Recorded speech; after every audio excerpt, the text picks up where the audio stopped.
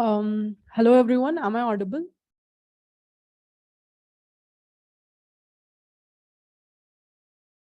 Yes. Perfect.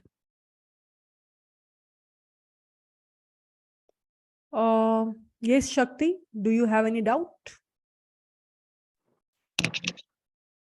Yes, ma'am. Ma'am, actually, I have doubt in last days that Just one buying. second. Yeah. Now say. Ma'am, I have doubt in last days question number 4, buying and selling stock. Ma'am, there I'm not able to understand that max profit part. Ma'am, Okay. could you Let please me. just yes, ma'am. Could you please once explain by taking any value? Okay. I think I have also discussed by taking the value, isn't it? Yes, ma'am. You discussed by taking the values. So let me just try to open that file first. Yeah. Yes, this was the question, right? Yes, So ma'am. here we have been given the prices 7, 5, 3, 6, 4, 15 and 20. Now what we have to calculate that what is the maximum profit that a person can came across, right? So in this particular example, can you tell me on which day a person should buy a stock and on which day a person should sell a stock so that he will be able to get a maximum profit for this Uh, example? yes, ma'am. Ma'am, ma'am, I have to means you are asking. I have to say the day which day he should buy. Which day means consider that this is day number 1 where the price Yes. price of the stock is 7. Day number Yeah. 2, price of the stock is 5. Day number Yes. 3, price of the stock is 6. Then 6, sorry, 3, then 6, then 4, then 15, and then 20. So what I'm Ma- saying is that on which day a person should buy the stock, and then on which day a person should sell the stock so that the profit will be maximum. Ma'am, he should buy in day number 3 and he should sell it in the last day. Okay. So now you are saying if he will buy on day number 3, so it will be of rupees 3, and he will sell on the last day, the stock price will get increased to 20. So the difference between these two is 70. Correctly? Yes, ma'am. Yes, ma'am. So we should get the maximum price of the stock as 70. So how we Yes, will ma'am. approach towards this problem? So now we are calling the function find max profit. Inside that, we will be having that list of the prices, right?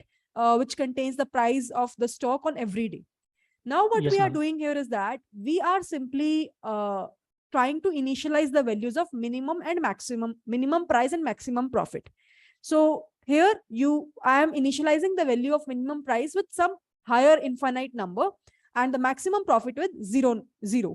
Now what we are trying to do here is that we are trying to traverse from the value of I equal to 0 to the length of the price list minus 1. What we are trying to do here is that at each and every time, I am just trying to calculate what is the minimum price. So 7 is less than min price. Can I say, is this true or false? What is the value Ma'am, of it price is of I? true. Yes, It it is is true 7. because it is 7 and the value of minimum price, which we have initialized with infinite value. So Yes, ma'am. 7 is less than infinite. So as of now, my min price will contain, can I say the value as 7? 7. Yes, ma'am. Now, what will happen after that? So again, this will just run. And after that, what will happen? Nothing will happen. It will go and traverse towards the next condition. Can I say? Yes, ma'am. So the value of next value of I is equals to 1.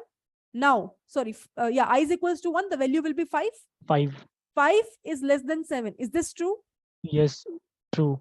So can I say that at that point of time, my value of minimum price will become 5 now? Yes, ma'am. Because when the condition is true, we are going inside this if condition and we are assigning that value of 5 to the min price. Yes, ma'am. Fine. Yes, ma'am. Again, let's move ahead. Now I value will become 1. Sorry, I 2. value will be 2. I value will be 2. At that point of time, what is the value of price of I? It will be 3. 3.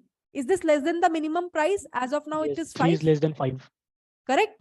So now Yes, can I ma'am. say that the value will become 3 now? Yes, ma'am. Now let's move ahead. The value of I will become 4.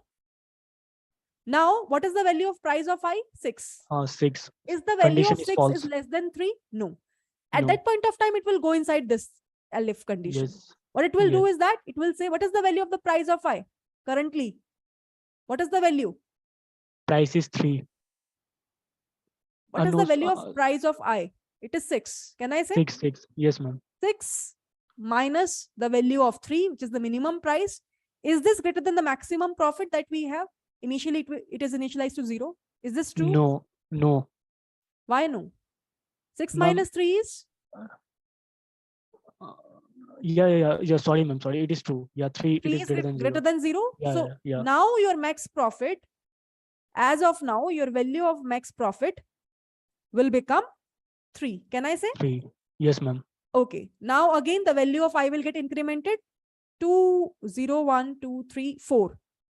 Now the value will become 4. Can I say? Price of I will become 4. Yes. 4 is less than minimum price. 3. No, condition is false.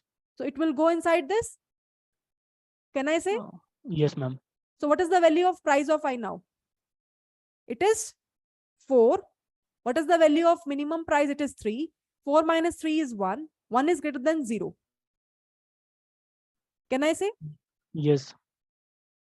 Is this condition satisfying? Yes, ma'am. Value of price of I minus the value of min price is greater than the value of max profit. But now Yes, here ma'am. your max profit is 3, not 0. Because here the value of max profit is 3 now. So is this condition satisfying? No. No. So it will not go inside the LF as well, right?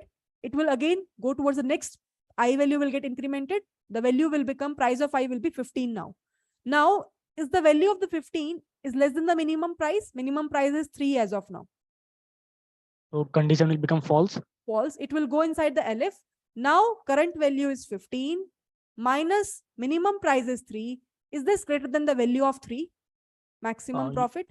Yes. Yes. So now our maximum profit value will get updated to 15 minus 3, which is equals to 12. Can I say? Yes, ma'am. Correct. Now again, the value of I will get incremented and it will go to the last element. Now, is the 20 is less than the minimum price? 20 is less than 3? Condition is false. It will go inside the LF. Now the price of I is 20. 20 Yes, minus ma'am. 3, is this greater than 12? Because Yeah, now the condition maximum is profit is 12. yes. Yes. So now the Yes. max profit will again get updated to 20 17. minus 3, 70. And finally, your loop is completed. You are done. And finally, it will return the final value of the max profit, which is 70. So it Yes, will ma'am. return the value as 17 now. So it is printed.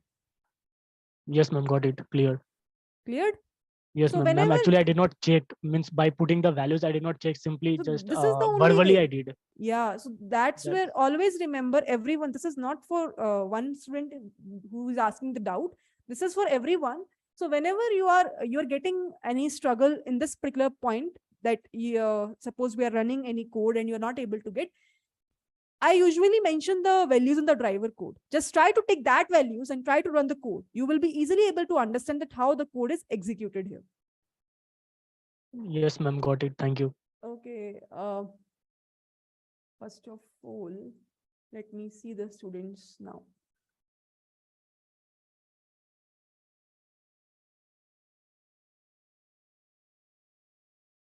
Yes, Kenendra. Good afternoon, ma'am. Good afternoon. Ma'am, I have doubt in a recursive tree question. Okay. Ma'am वहाँ पे आपने coast के बारे में बताया है कुछ, क्योंकि कोस्ट के बेस पे हर एक लेवल पे जो हमारा इक्वेशन सोल्व हो रहा था, तो वहाँ पे जो टाइम कॉम्प्लेक्सिटी हमारी आ रही थी वो n हो रही थी उसी कोस्ट के अकॉर्डिंग, n log n जैसे. Okay, recursive tree approach is the confusion. Are you talking about? जी मैम. मैम वहाँ पे कोस्ट मुझे टर्म समझ नहीं आया, वो कोस्ट आप क्या कहना चाह रही है, मुझे थोड़ा हिंदी में एक्सप्लेन कीजिए या कुछ ऐसे example. So let's discuss that part maybe at the last part of our session, today's session, okay? Because this is the previous part which you're talking about. We will take your doubt again, maybe at the end of the session. So I think meanwhile एक और we can. Doubt है ma'am मुझे Yes, last yes. Class से. Ma'am वहाँ पे आपने एक infinite term use किया था क्वेश्चन में, बाइनरी सर्च वाले क्वेश्चन में। ओके, इनफाइनाइट बाइनरी कल यस कल या यस परसों यस हमारे साथ यस, डिस्कस हुआ। तो इंटरव्यू मैम क्वेश्चन। इनफाइनाइट वहाँ पे क्या है? हाँ, इनफाइनाइट मतलब क्या? कोई नंबर है क्या? कोई डिजिट है infinite क्या? means hypothetical infinite value that you have. Means एक for example. What is infinite?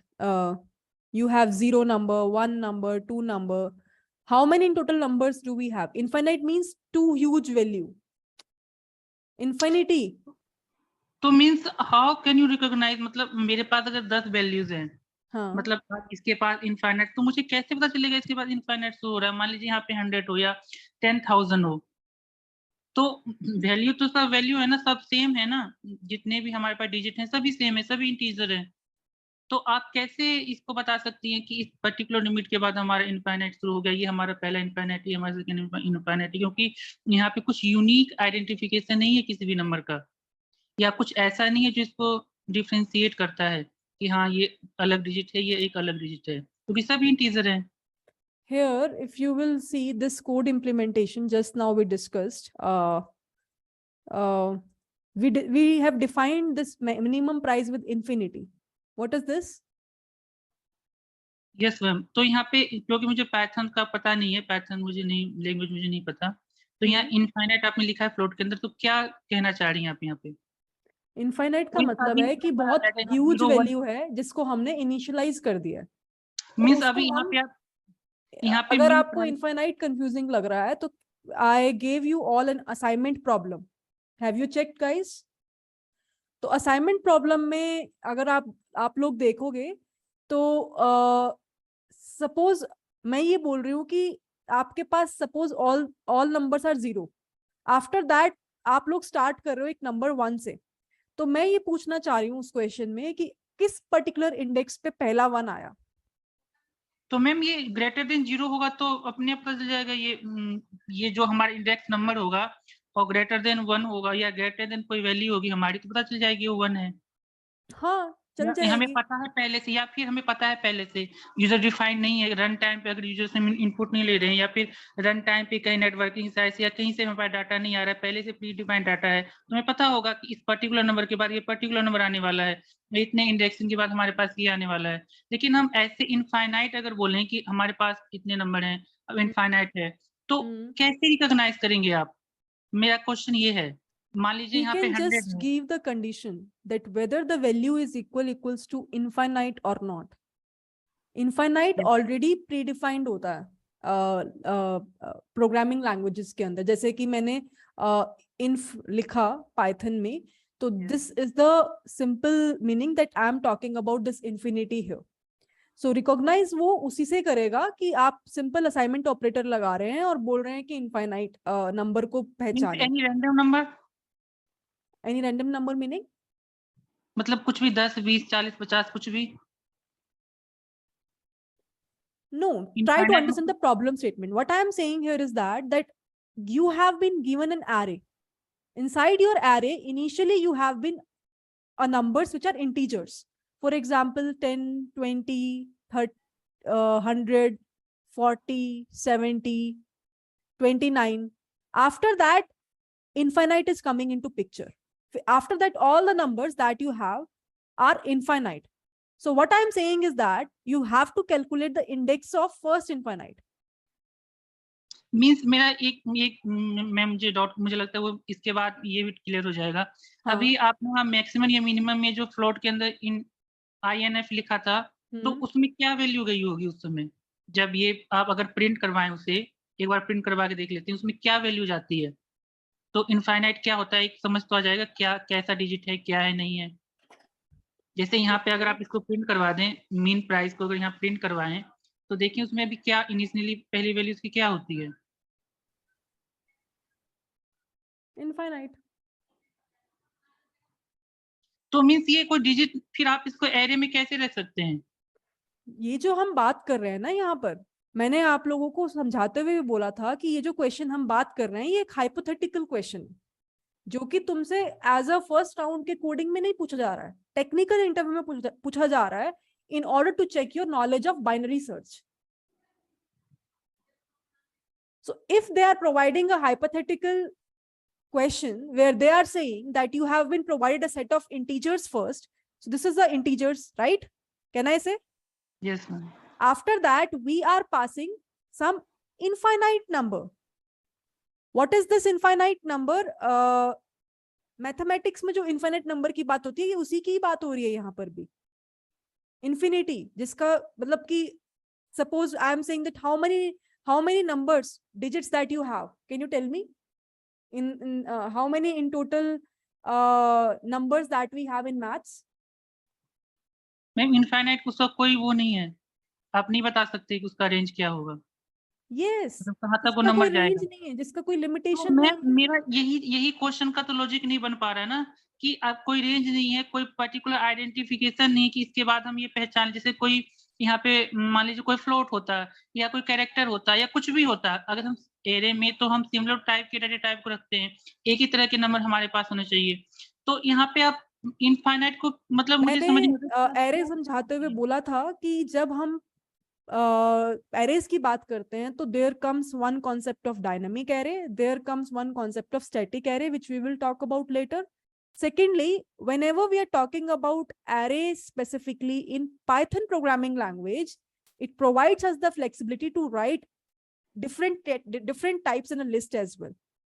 Another thing is that you should, one thing which you're not noticing, which I am saying it again and again, that this question is not asked from you in a first coding round as such.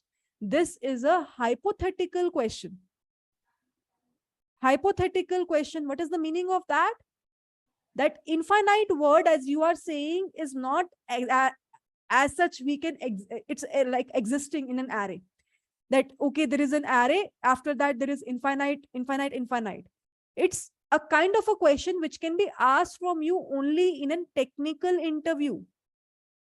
So just to give you the insight that how basically this kind of a question can be solved, what is the kind of approach, just to give you the insight that there is something which we have called as modified binary search, where you should understand the meaning of logical searching using a binary search. You need to understand. What people usually do is that they usually think that we can compare simply the value of r of I with this infinite value, and if we will be able to get, we will simply return the value of I. Means we can only do this coding question with the help of big O of n time complexity. But what I want to convey you all that no, this can be done with the help of big O of log of n also. What can be the question asked as such in an interview directly? I gave you one problem. If you guys have seen that problem, let me just open the, have you guys checked the problem statement?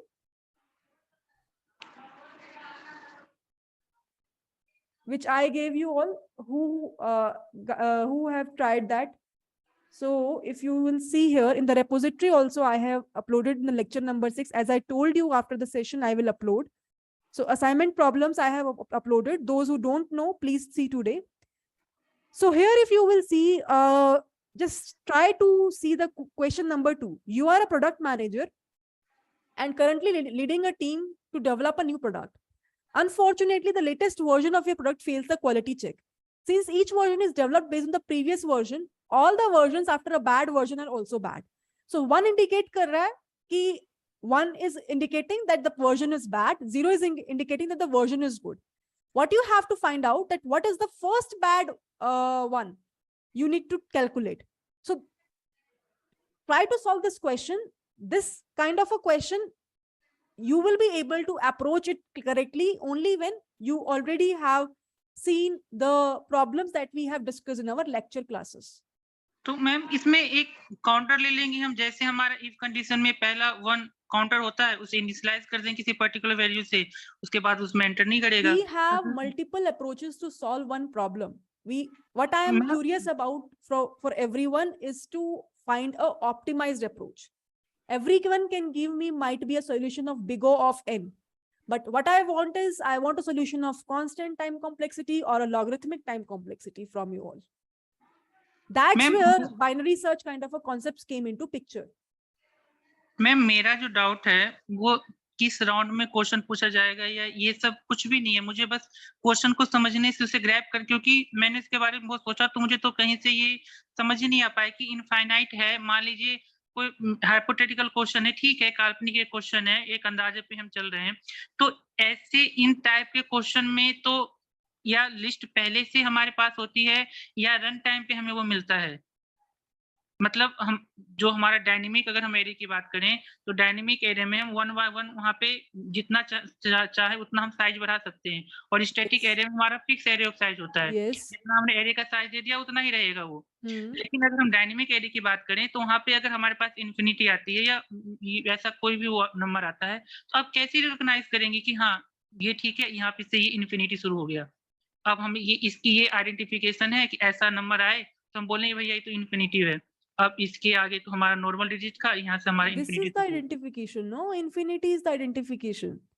I just showed you, right, in Python programming, where we are mentioning तो ma'am वो तो that एक thing. Keyword keyword ही define है, equal equal to compare करके keyword को ही लिखेंगे हम वहां पर।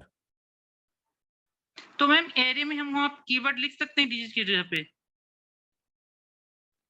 एरे में कहाँ पर? जहाँ पे आपने इनफाइनाइट का सिंबल बनाया है वहाँ पे इनफाइनाइट ऐसे INF लिख सकते हैं? अगर उन्होंने डाला हुआ है, मेरा ये क्वेश्चन है तुमसे। उन्होंने नहीं मैम, जैसे आपने ये लिखा, ये सिंबल बनाया हुआ है आपने, क्योंकि एरे में तो एक ही टाइप के डेटा रहता है, एक ही टाइप का डेटा हम यूज करते हैं। बच्चे सुनो मेरी बात, ध्यान से सुनो। यहाँ पर ये जो क्वेश्चन उन्होंने दे रखा है उसमें उन्होंने तुम्हें लिख के दिया है, जैसे मैंने तुम्हें लिख के दिया है, ठीक है। ये एक्चुअल में कोडिंग क्वेश्चन की फाइल में तुम्हें नहीं दिया है कुछ भी लिख के।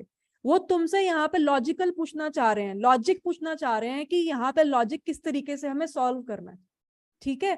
यहाँ पे उनको तुम्हारी कोडिंग स्किल्स नहीं जाननी है कि तुम सिंथेटिकली कैसे काम कर रहे हो, तुम इक्वल इक्वल टू इन्फ लिख रहे हो या क्या लिख रहे हो। यहाँ पर उनको तुम्हारा लॉजिकली पॉइंट ऑफ व्यू जानना है कि तुम इस क्वेश्चन को कैसे सॉल्व करना चाह रहे हो। दो चीजें होती हैं कोडिंग के अंदर, एक होता है लॉजिकली बच्चों का इंसाइट लेना, और एक होता है कि उनके सिंटेक्स देखना कि उनको कोडिंग कितना करना आता है। ये जो क्वेश्चन है इसमें तुम्हारा लॉजिकली अंडरस्टैंडिंग देखा जा रहा है। जब गूगल जैसी कंपनी में जाओगे तो वो तुम्हें जुपिटर नोटबुक जैसी चीज नहीं देंगे, या वो तुम्हें वहां पर बैठ के बोलेंगे नहीं कि तुम विजुअल स्टूडियो या फिर किसी और प्लेटफॉर्म पे कोड करो। क्या बोलेंगे वो बोलेंगे कि गूगल डॉक्यूमेंट खोलो बेटा, उस गूगल डॉक्यूमेंट में हम आपको क्वेश्चन देंगे और उस क्वेश्चन का तुम्हें बस सूडो कोड बताना है। सूडो कोड मतलब लॉजिक बताना है बस। हमें नहीं चाहिए कि तुम्हारे टेस्ट केसेस पास हो रहे हैं कि नहीं हो रहे। और ये कौन सी कंपनी की बात हो रही है? गूगल कंपनी की बात हो रही है। वहां पर वो ये चीज नहीं देख रहे हैं कि तुम इनफाइनाइट को कैसे लिख रहे हो। यूजुअली ये चीजें नहीं लिखी जाती हैं इस तरीके से जैसे मैं लिख रही हूँ एरे के अंदर। That's what I am saying. This is not happening in a usual real life scenario. This is a kind of a hypothetical question where you will also say hypothetically. तुम्हारे आंसर भी तो hypothetical होंगे ना, कि क्या करेंगे sir हम कि एरे को कंपेयर करते जाएंगे, इनफाइनाइट अगर जहां आएगा वहां पे मैं रिटर्न कर दूंगा। लेकिन फिर वो बोलेंगे कि इनफाइनाइट आएगा, ठीक है। वो तुमसे ये थोड़ा ना पूछेंगे यहाँ पे बैठ के कि ये इनफाइनाइट तुम यहाँ पे कैसे लिख रहे हो। तुम बोल सकते हो सर आप हाइपोथेटिकली चीजें बोल रहे हो तो उस तरीके से मैं आंसर दे रहा हूँ हाइपोथेटिकली चीजों के। समझ रहे हो इस बात को? उसके बाद तुम सेकंड अप्रोच पे जाओगे कि बाइनरी सर्च कैसे अप्लाई कर सकते हैं। पहली बात तो मैक्सिमम लोग बोलेंगे कर ही नहीं सकते हैं क्योंकि ये एरे सॉर्टेड नहीं है, यहाँ पे तो सॉर्टिंग अप्लाई ही नहीं हो रही है। If you will able to convey to them or convince to them that yes we can apply a binary search there, after that only we can do that. Getting my point or not? Yes ma'am. And I got one solution where the person is doing by comparing the infinite also.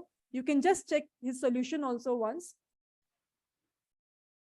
To everyone.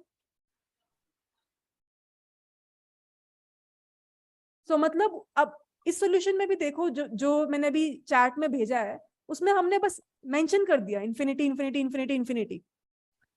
Infinity क्या है actually में? तो infinity infinity है, but यहाँ पर हमने एक अलग से मेंशन कर दिया इनफाइनाइट इनफाइनाइट इनफाइनाइट। अब उसको हम कंपेयर कर रहे हैं कि हम किस तरीके से उसमें बाइनरी सर्च अप्लाई करें to get the answer that कहाँ पे फर्स्ट इनफाइनाइट वर्ड आया। इस इनफाइनाइट को भूल जाओ, मैं बोल रही हूँ इनफाइनाइट नहीं है, मैं बोल रही हूँ कोई कैरेक्टर है ए ए ए ए ए।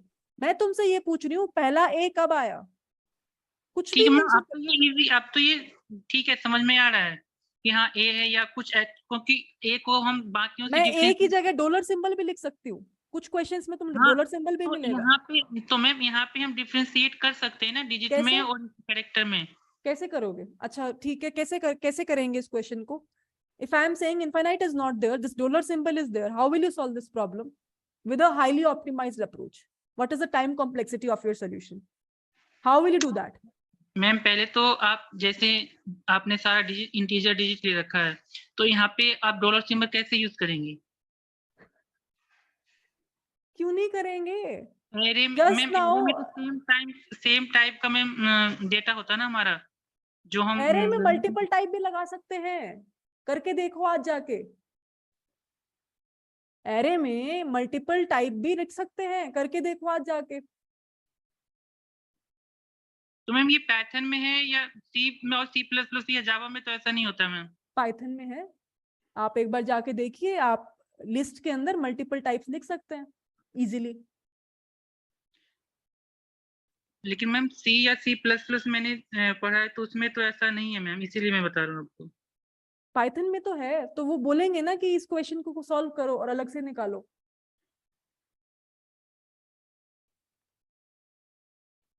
If you still have any doubt, it's okay, we can discuss it maybe later after the class, because all the students are waiting to start the session. It's about 3:27. Then we can discuss all those things further. Okay. Okay.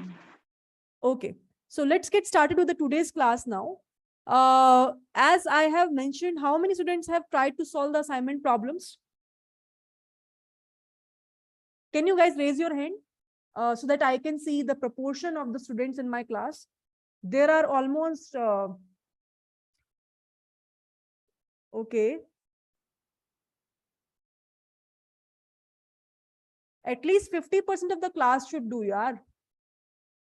24 students are raising the hand.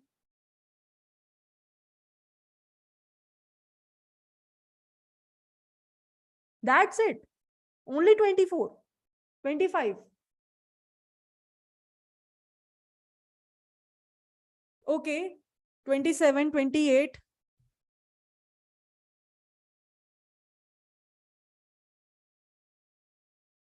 So now what we can do here is that, see, there are students of approx, I think in this batch we have 250 students.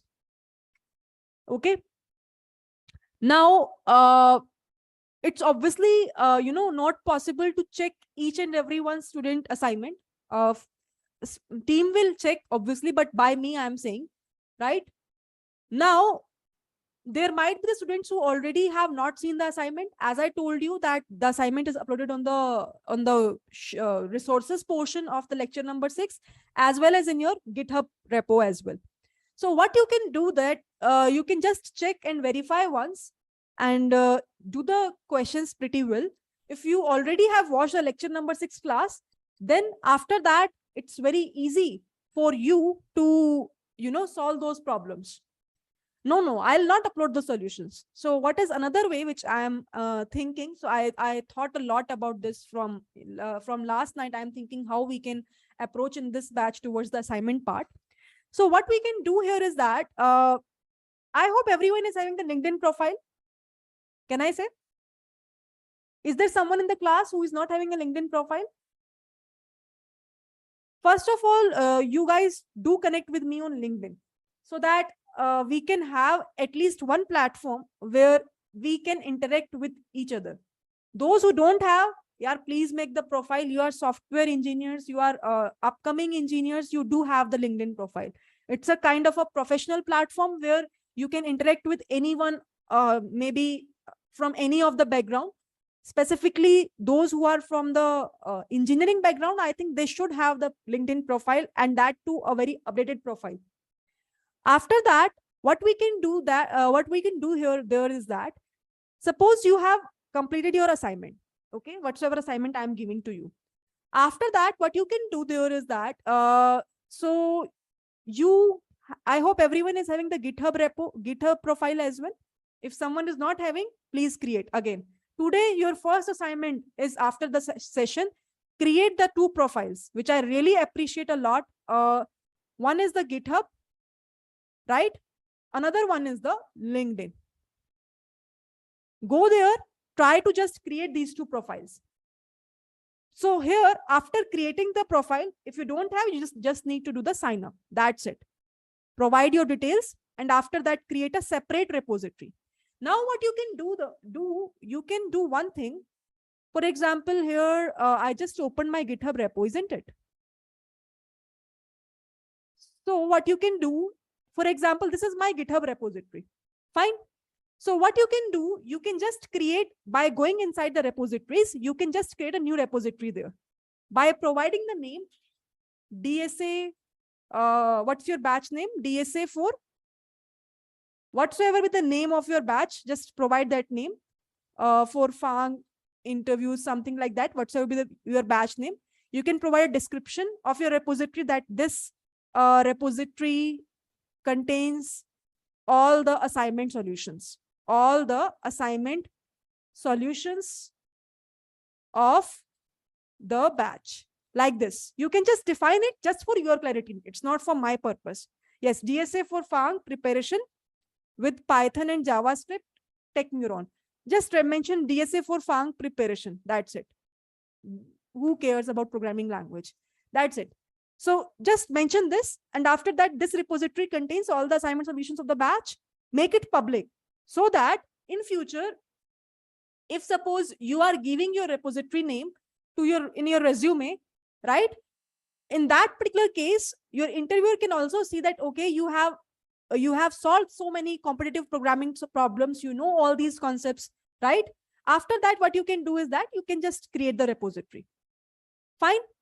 So let me show you. Maybe after that, I will delete my repository. So my repository is created. So if I will go back to my thing, and here if you will see DSA for FANG preparation, my repo is created. After that, what you can do here is that I think we didn't create a README file.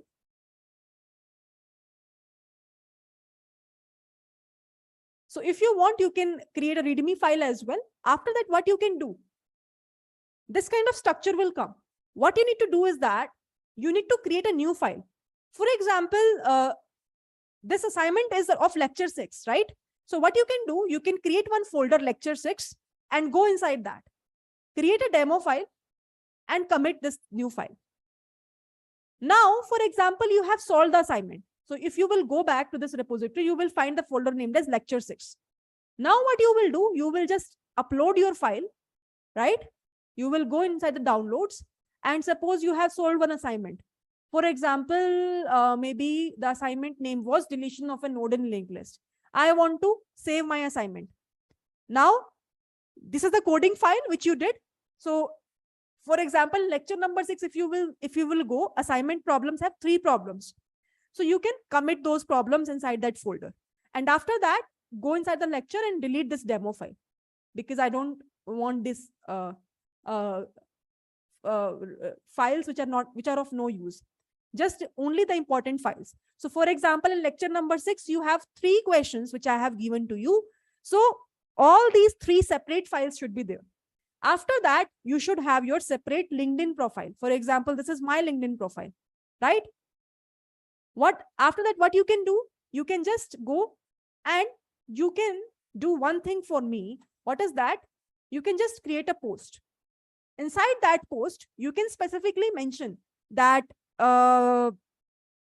whatever questions you have solved inside the assignments, that I have solved this and that question. And after that, by saying @ symbol, you can tag me. Now, once you will tag me, I will get the notification that this student tagged me. For example, if I will show you what usually happens when people tag to us. For example, here if you will see, one student tagged me that completed this course from this particular platform thanks to this mentor for this. You just need to mention what you are doing. I have submitted my assignment, and in the comment section, once you post it, in the comment section, provide the URL of your GitHub. So for example, this is the URL for my GitHub. So provide that in comment. Now what will happen? My notification will come, and I will usually be very much active in this particular LinkedIn platform. So what I will do is that I will go to that student's profile. I'll just check the code. Now, suppose in today's class, we will be having suppose 150 students. Out of this 150 students, if suppose 20 to 30 people also tag me, and I will be able to get, obviously, there might be some students whose code will be incorrect. There might be some students whose code will be very much impressive. Now, what I will do is that for that student whose code is really impressive, that particular code will be uploaded as your solution, as the solution towards the resources part also by the name of him only. Obviously, whosoever is written the code name will be published by his name only, not by mine. And I will also upload inside my repository, which I have created for the FANG DSA live batch. How you need to tag? You just need to take a post. Suppose I have you are my student and you have written just done with the assignment, just done with the assignment, having problem. Just explain the problem, this, right? After that, what you can do is that at the very end of your post, you can just tag me, Priya Bhatia. Now, once you will do @ just post it. And after that, what you can do is that you can just comment. You can just comment the link of your GitHub profile where you have mentioned your code, so that I will be able to get the notification. Now, these things have two benefits. First benefit is obviously mine. Why? Because see, there are so many works which are going on, and obviously team will check your assignment, but you might not get the feedback properly, or you will not able to get the interaction from them. So what we can do, and that is reality. I can't solve 500 solutions problems different students are solving. So I can't check that. I don't have that much time. So what we can do, first problem is resolved, that everyone will be able to get the solution by the student, which is really impressive. Second thing is that it will lessen down my burden as well. Third thing is that LinkedIn is a platform where we socialize people, we network with people. And when people will see you from different companies, that this student is working really hard in this DSA part, or he is already aware about the concepts of arrays. In future, we will work about DP, we will work about divide and conquer, we will work on LinkedIn, dynamic programming, we will work on linked lists, we will work on different kind of data structures like trees, graphs. So people will get to know that, okay, this is the student who knows these things. So in a way, because now if you will see, I have also so many followers, you will tag me. So if I will like your post, so people will reconnect with you automatically in that sense also. So in a nutshell, what I'm saying here is that it's just our mutual benefit, right? If get some wrong, then post in public, meaning Shantanu, is everyone getting my point? Any doubt in this part before I will start anything new? So shall we start this thing from today onwards? Can I expect everyone? Yes. And yes, this will be done on the basis of first come, first serve. If suppose I will be able to get an impressive solution by the student who did earlier, so that will be the final one. I'm just waiting for an impressive solution. If I will get that, I will just post that. And after that, you guys can see the solution and just verify that whether your approach is correct or not. Apart from that, if suppose still you have any sort of doubt, still suppose after seeing the solutions also, you will not able to get the understanding, then maybe we can, obviously we usually extend our lecture by 1 hour. I think it is extending usually, but still if it is having a problem, so I will try to take a separate session if it required. I'm not committing yet now, but if I will see that there are so many students, majority of the class is there, who is not able to get the assignment, or who is not able to, solve this problem. So what we can do, if time permits in the session itself, I will maybe extend the session from 2 to 3 hours. If it's not the issue, otherwise we can take maybe 1 more class or 2 more class on the weekdays. I don't have any issue. The simple thing here is that our objective is same. We need to be in a position where we will be able to, crack any good product based company. That is the overall objective of this course. And at the end of this course, that objective should be fulfilled. That's the only sole purpose of our batch. Always remember this thing. So here, your mentor and you, if both combinations will work, then it will be a perfect combination. If suppose your mentor is hardworking and students are not hardworking, this will not work.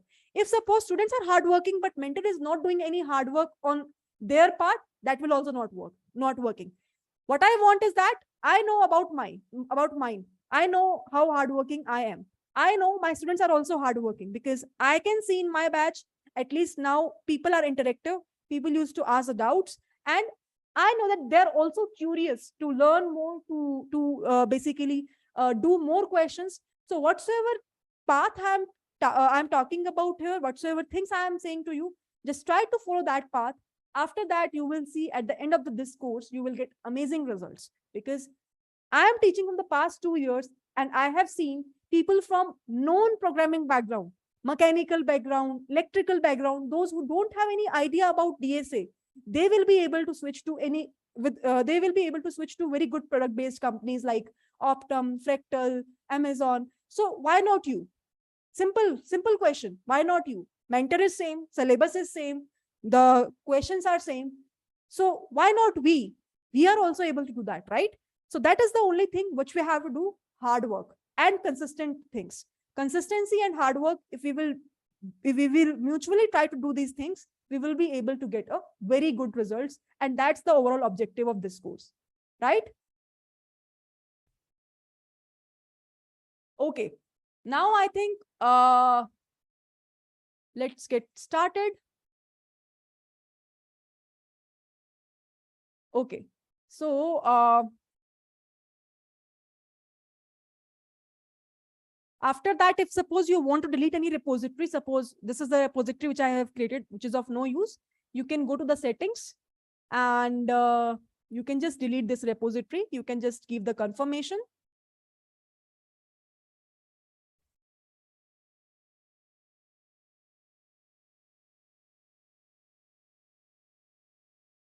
And this is deleted, right? Okay. So perfect. I think I will be able to convey everything to you all. Let's get started with the next part of our session. Now, in today's class, until so far, we are done with the binary search, right? We have already completed so many problems on the binary search. I think the last session was completely based on interview-based problems. Today, I want to discuss about a ternary search. I want to discuss about a ternary search. It is just similar with the concept of binary search that we have discussed. So that's why it should not take much time in terms of understanding. For example, we have been given an array. For example, it is 20, 25, 47, 56, 59, 63, 65, 79, 82. For example, this is the array that we have. Now the index number are 0, 1, 2, 3, 4, 5, 6, 7, and 8. What ternary search will say? As you can clearly see here is that ternary means 3 paths are there. So we will divide our array into 3 halves. Usually when we talk about binary search, we divide the array into 2 halves. Similar to that, here we are dividing our array into 3 halves. So how basically division will happen? Anyone, any idea? How basically the division will happen? So here we will be having the lower index as 0, upper index R as 8. So what will happen is that we will try to find out the middle values, mid 1, mid 2. So the value of the mid 1 is something which is, so if you remember in our binary search class, we are dividing the value by 2. Here what we will do, we will say lower bound plus right index minus the left index divided by 3. This is the mid 1, and mid 2 will be obviously from the right extreme side. So it will be right extreme minus R minus L divided by 3. So in this way, you will be able to get the value of mid 1 and mid 2. Now, by getting these two values, you will be able to divide your array into 3 halves. So now what is the value of mid 1? It will be 0 plus 8 minus 0 is 8 divided by 3. So it will be something which is equals to 0 plus, what will be the value of this? Take the lower bound, 2. So it will be equals to 2. Similarly, here if you will see, it will be 8 minus 0 is 8 divided by 3. So it will be equals to 8 minus, it will be 2 again. Can I say? So it will be equals to 6. So I will be able to get the value of mid 1 as index number 2, the value of mid 2 as the index number 3. Correct, everyone? I hope I am making sense to everyone. So we will be able to divide our array into 3 halves now. How? This is the first half. This is the first half. This is the second half. And this is the third half. Can I say? 20, 25 and 47 belongs to the first half. 56, 59 and 63 will belong to the second half. 65, 79 and 82 will belong to the third half. Am I audible, everyone? There is a light, is not there now.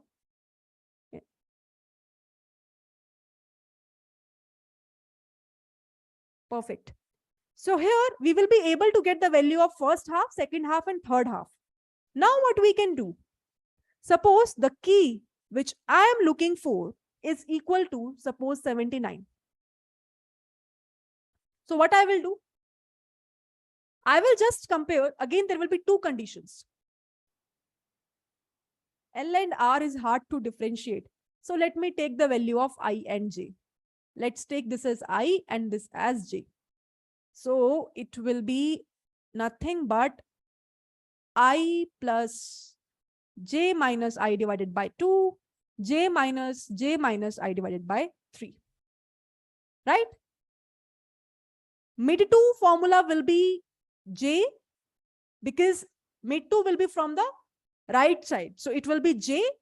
J is, so I is the starting index, which is equals to 0. J is the ending index, which is equals to 8. So mid 1 is the simple formula, but here division will happen by 3 because we are applying a ternary search.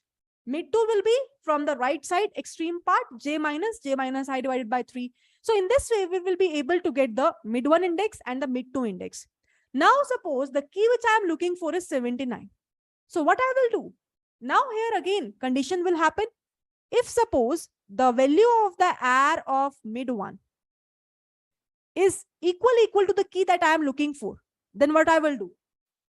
If suppose the value of the R of mid 1 is equal to the key that I am looking for example, here the key which I am looking for is 47. At that point of time, the condition will be satisfied. So what should I do? What should I do? So here I am applying a ternary search, given an array R, the value of I, the value of J, and the value of the key. So I can simply return the value of mid 1, correct? If suppose the value of the key is not 47, but the value of the key is equals to 65, meaning if I am saying the value of the R of mid 2 is equal to the key, then what I will do? Again, simple. I will simply return the value of mid 2. I will simply return the value of mid 2. Right? Now, if suppose, another thing, if suppose the key that you're looking for example, this is not 65, but is suppose maybe 25. Okay.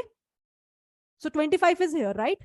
So what I'm saying is that if suppose the value that you're looking for key is lesser than the value of R of mid 1. So where we should go? Can you say? So here we will be having first path, second path, and third path. Which path it should go? First, second, or third? Everyone. First, second, or third? First. So what is the range of first path? Can I say that it will start from I, which is 0, and will go until the value of mid 1 minus 1? Can I say the range of the first path? Right? So what I will do is that I will simply return, and I can do a recursive call, which is ternary search, right? This is the method name which we are defining here. So what we can do is that we can simply say ternary search. Inside that, we can mention the array R. We can mention the value of I as it is, and the value of j will become mid 1 minus 1. And here we can simply mention the key. Is this correct to everyone? Fine. Any doubt?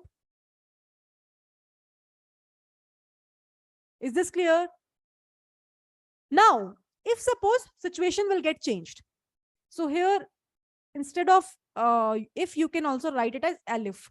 But I'm not focusing as of now in a proper syntax. I'm just trying to make you guys understand the logic part. We will do the implementation after that. If suppose the value of the key is greater than the value of R of mid 2, then what will happen?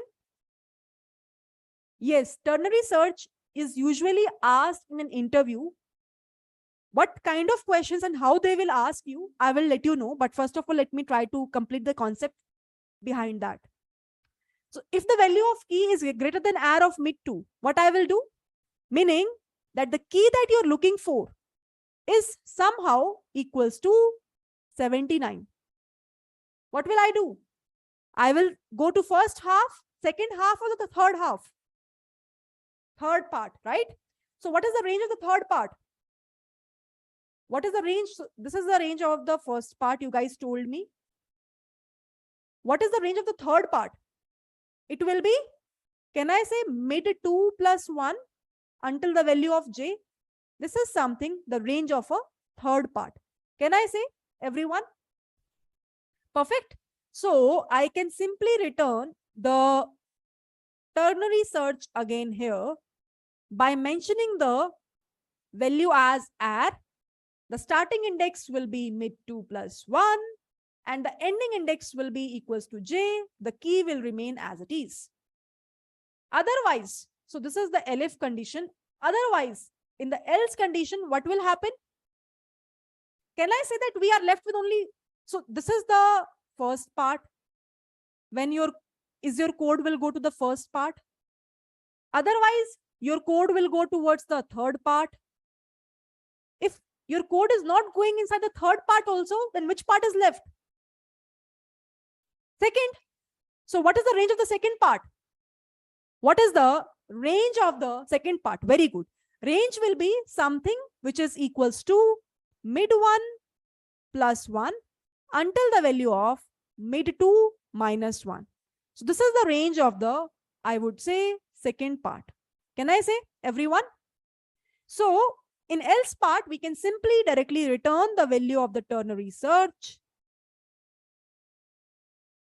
with the value of R, the value of mid 1 minus, plus 1.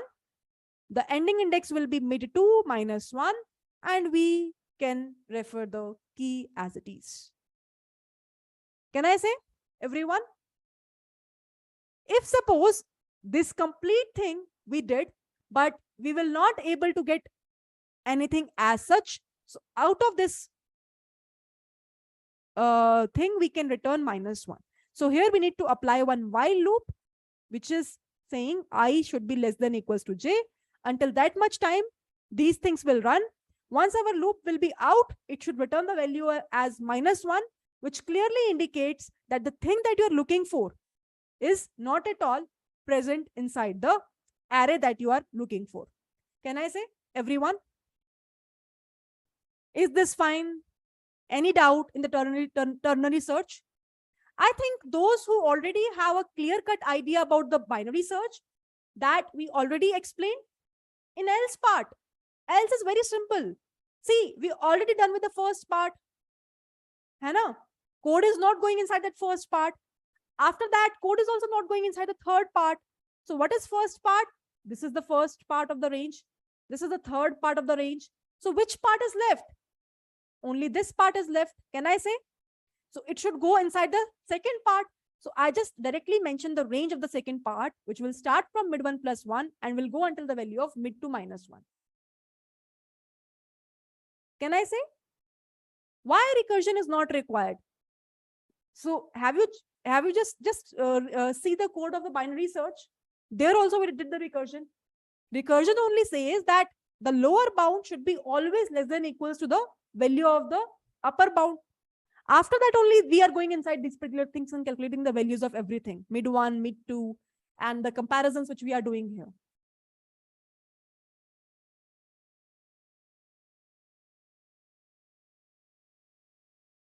Yes, you can use. Now, what is your next task?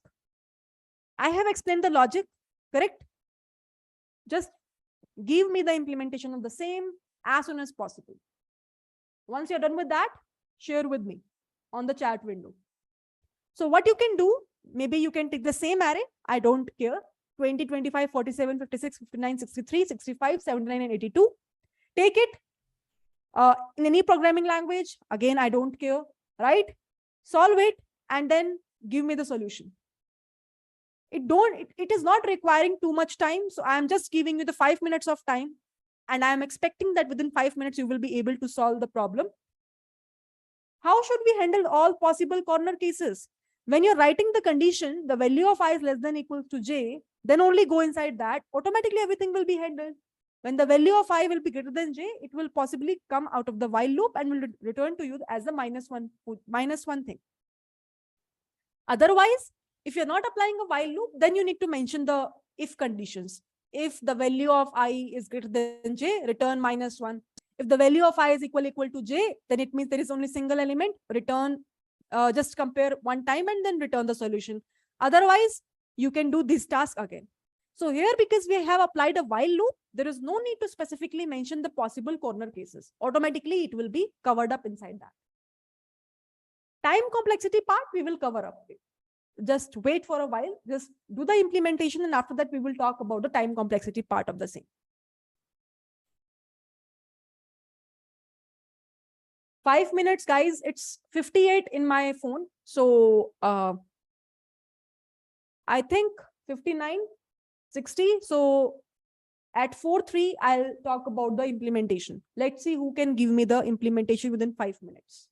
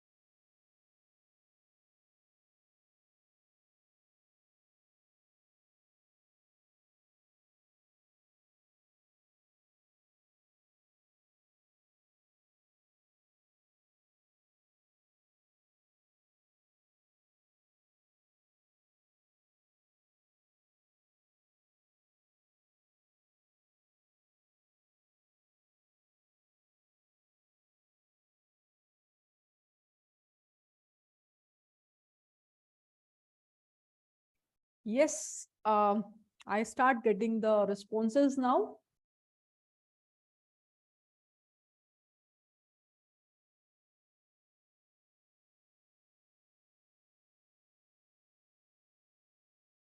Some have written in C++, some have written in Python. Maximum are have written in Python only.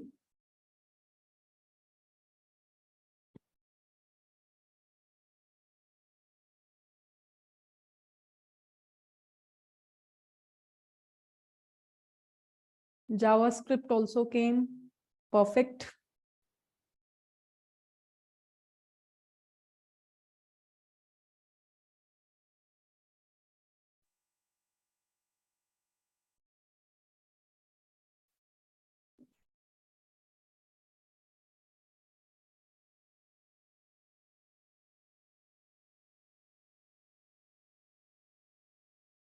So what is the platform that you guys are using to write the code? First of all, let me ask for Python people. What is the platform you guys are using? Jupyter, VS Code. Okay, PyCharm. And what is the platform C++ guys are using? Online C compiler, Replit. And what is the platform that JavaScript people are using? VS Code. Okay. Perfect.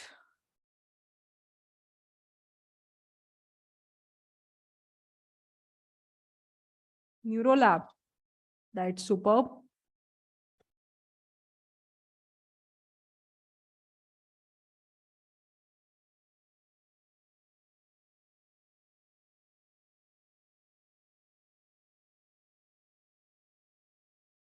Neurolab doubt, ask in the after the class we can discuss if you have.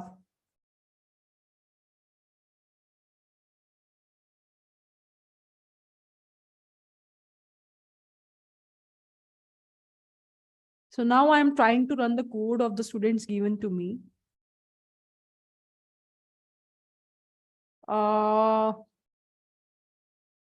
Let's see step by step. So let's get started with the implementation part. Is everyone ready? So let me open. So ternary search implementation live class, right? And this is lecture number 7, I think. Lecture 7. Okay, so let me try to see the code if it is working fine. Otherwise, I'll do the implementation for sure. So there is one code by Kanan. Let's see.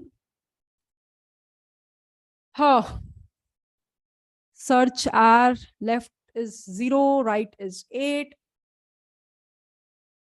Oops, have I copied it wrongly?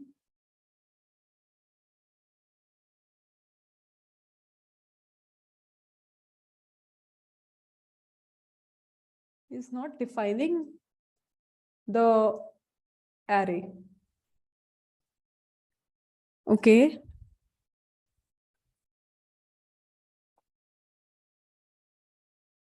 Enter the number to be found. That's good. So he made the user to enter the number. Who is this one? Gagan. 25. Perfect. So here, if you will see what he did. So let me write first of all his name. So code is written by Gagan R.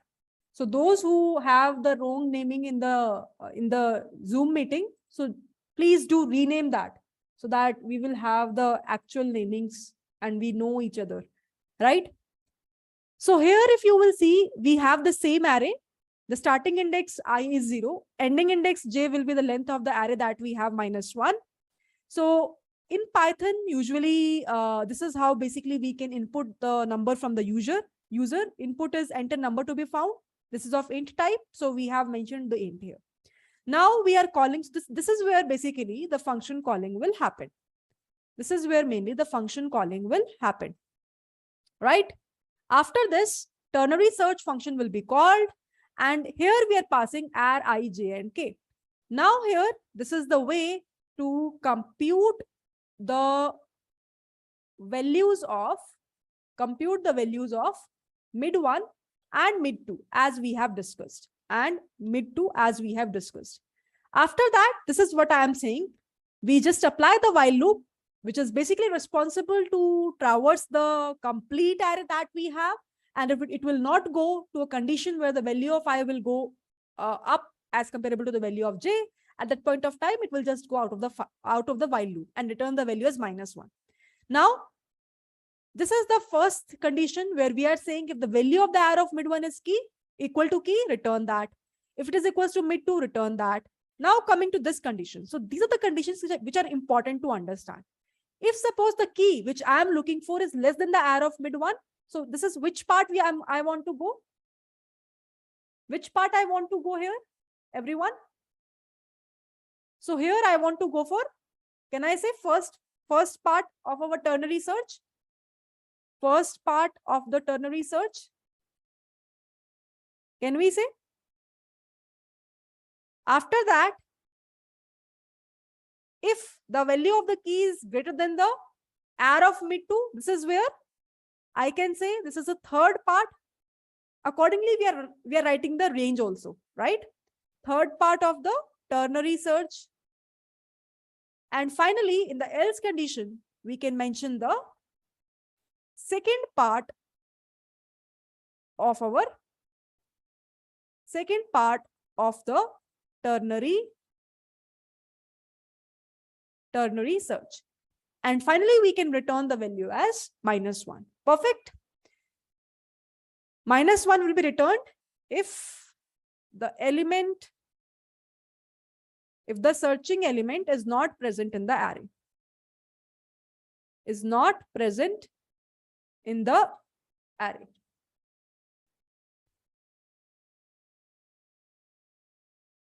You can do the same thing without using recursion as well. With recursion and without recursion, both of the ways you can do. If I will ask from you how you can do the same thing without recursion, so at that point of time, you just need to change the parameters. The value of j here will become mid -1. Here the value of I will become mid 2 + 1. Here the value of I will become mid 1 + 1 and j will become mid 2 - 1. Right? For every recursive code, there exists a non-recursive solution. Always remember this part. Here, there is a recursive call. Here also, there is a recursive call which is happening. And below also, there is a recursive call which is happening. Now, at your home, you can try the same code without using recursion as well. I'm not discussing about that. Which one is better, recursive or iterative? We will discuss about that. Don't worry. Okay. I hope the coding part is fine to everyone. Shall we move ahead towards the next discussion part? Everyone? Yes? Clear? Okay. Okay. So now let's move back to the PDF part. Can anyone tell me what will be the time complexity of this code? What will be the time complexity of this code? Log of n is fine, but what should be the base? Base is 3. Here, if you will see, what will be the recurrence relation? Who will tell me? What will be the recurrence relation of this ternary search?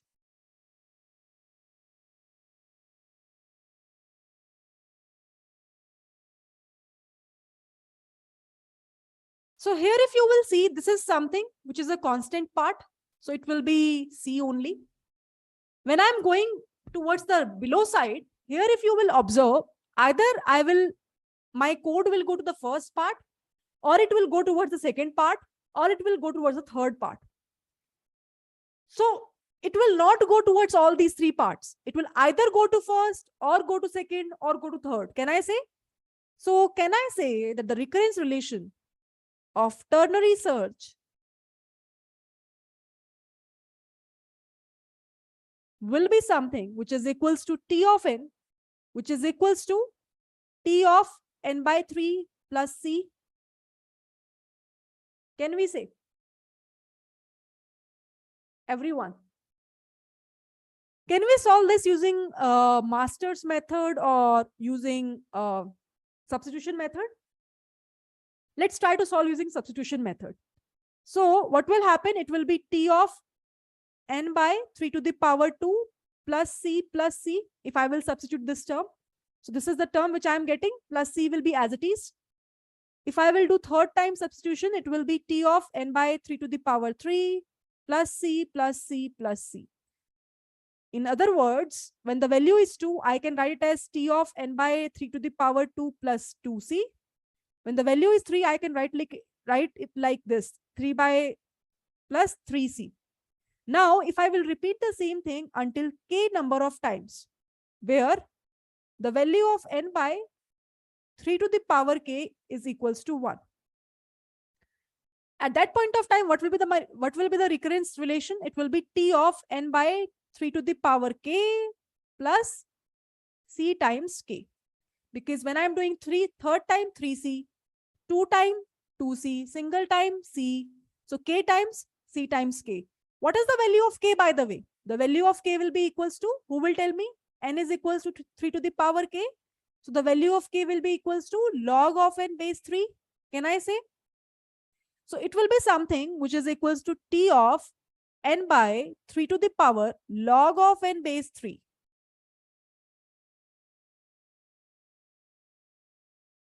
Plus C times k. Right? Let me write the value of k here as well. So it will be log of n base 3. This 3 and n, according to the logarithmic properties that we have discussed in one of our live session, we can interchange. So what we can do here is that we can write T of n by n to the power log of 3 base 3 plus C times log of n base 3. This value will become 1. This will be cancelled out. T of 1 is 1 only, constant only, plus C times log of n base 3. So the overall big O time complexity will be log of n base 3. Can we say, everyone?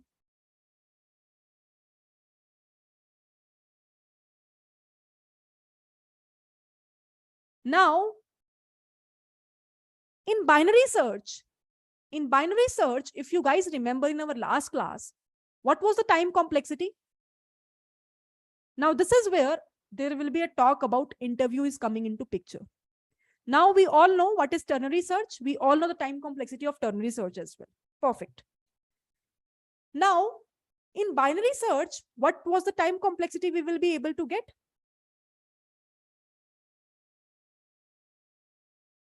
It was big O of log of n base 2. Can I say? Everyone? Perfect. What was the time complexity of ternary search which we are getting here? Who will tell me? Just now we got. In ternary search, we got the time complexity as big O of log of n base 3. Just now I have proved you, right? Just now I have proved you. Now, my bigger question, based on the logarithmic properties that we have studied in our last classes, which is having a more optimized time complexity? Which is bigger, which is smaller? Which is bigger? Which is bigger? Higher base, lower value. One thing which I always told you. So this is somehow bigger. So this is a higher base, 3, lower value. Means log of n base 3 is having somehow lower value as comparable to log of n base 2. Right? Until so far is fine, everyone? Okay. If this is fine, now, first of all, in an interview, just few days back only, one of my very closest friend, went for an Adobe interview and she cracked that also. And in her interview, this question was asked. So let me talk about that question now. So first of all, the interviewer is asking from her that what is the difference between binary search and ternary search. So now, are we able to give that difference? If suppose you are going for an interview in the company like Adobe, if suppose they were asking to you, can you tell us what is the difference between binary and ternary? Are you able to tell them very much clearly picture? So she don't know about ternary search and she knows about binary search. So she don't even know that ternary search kind of a word will also exist. So when she came to me and she told me that this kind of question he asked to me, so by the name of ternary, I guessed that, okay, there might be 3 search parts, but I won't be able to give to him the proper coding part or proper solution of the same. And then when he asked to me about the recurrence relation, totally, I just fucked up. I was just not able to get the idea that what kind of recurrence relation should I able to get, because just by the name of ternary only, I was guessing that there were three parts, although she will be able to crack that, but this part she don't know. So now, are we able to get that? Are we able to tell to them that what is the recurrence relation? Are we able to tell to them what is the time complexity of the same? Perfect. Second question, because she don't know about ternary search itself, that's why interviewer will not ask to him. But if suppose you explain to them the clear cut thing, what the next question he can ask from you is this question which I am writing here. And today I will not discuss this question. This is your assignment problem of today's class. Go and research on your own and give me the justification on tomorrow's class. The problem says, so today's problem is just bit on exploration part, not on coding part. So I gave you the explanation of ternary search. I gave you the proper explanation of binary search. And we got to a point where we are clearly seeing that binary search is somehow giving us more, time complexity as comparable to ternary search. And according to that, ternary search should have a highly optimized time complexity as comparable to binary search. But usually in practical real life scenarios, you will observe that binary search is much more preferable. Binary search is more preferable as comparable to ternary search. More preferable as comparable to ternary search. My question is why? So this question can also be asked from you if you will go in much depth towards ternary search. The question is why? This is your problem of today's class. I don't want solution right now. Please go. You have so many documentations. You have so many platforms to explore, right? Give me the justification of that. We got a solution, but still many students don't even know that there is something which we call as ternary search, which itself says that ternary search is not that much quite frequently used. But everyone knows binary search. Everyone at least heard about binary search if you don't know the internal about that, right? So why in real life scenarios or in most of the problems, we always go for a binary search and will not preferable to go for a ternary search? Getting my point, everyone? Any doubt on the problem statement? So this is your today's task. Okay. So I think this part is completed now. So now we are done with all the searching algorithms in the array. So if you remember, we started with the array-based data structure in the last class, and I talk about the applications of an array. Inside that, the very first application which we started is the searching algorithms. We started with the linear search. After that, we talk about binary search. We talk about the interview questions of that. We talked about ternary search. With this, very first application of array will be completed now. Now, the second important application that we have is the sorting. That I want to discuss in today's class. What is the meaning of sorting? Anyone?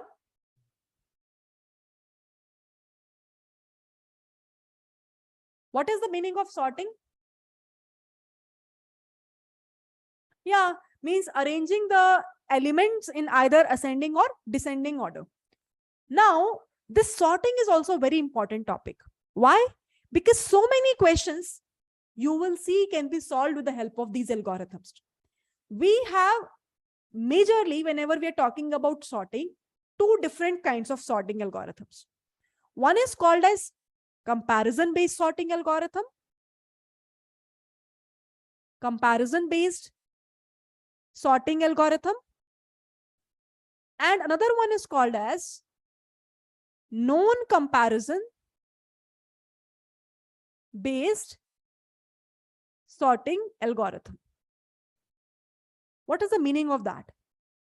When we are talking about a comparison based sorting algorithm, the simple meaning is that the elements that you are using inside the array, you are comparing that. You are comparing the elements inside the array. That's why it is called as comparison based sorting algorithm. Getting my point? So here you are trying to compare the elements. You are trying to compare the elements inside the array. Inside the array. That's why it is called as comparison based sorting algorithm. When we are talking about non-comparison based sorting algorithm, it means that here there is no comparison is happening within the elements. No comparison is happening within the elements. Getting my point? Everyone, any doubt in this part? So if suppose now, if someone is asking to you, how many different kinds of sorting algorithms do you know? Your very first answer would be, in a wider sense, if we will talk about sorting algorithms, we divide sorting algorithms into two parts. One is comparison based, another one is non-comparison based. Fine. Then the next question will be, what is the difference between these two? So in comparison based, we are comparing the elements inside the array. In non-comparison based, there is no as such comparison which is happening. For example, when we talk about comparison based sorting algorithm, the very first sorting algorithm will be bubble sort. After that, we will be having the selection sort. After that, we will be having the insertion sort. After that, we will be having the quick sort. After that, we will be having the merge sort. After that, we will be having the heap sort. After that, we will be having the shell sort. All these are the comparison based sorting algorithms. Whereas when we talk about non-comparison based, there is something which we have as count sort. There is something which we have as radix sort. There is something that we have as bucket sort. There, the count is quite few, but in case of a comparison based sorting algorithm, there are so many different kinds of sorting algorithms that we have. And that's the major reason why the comparison based sorting algorithms are quite, famous as comparable to the non-comparison based.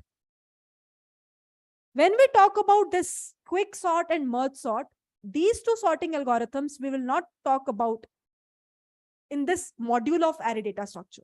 This we will talk about when we will discuss about the divide and conquer module in our upcoming classes, because these two are the applications of divide and conquer module, this quick sort and the merge sort.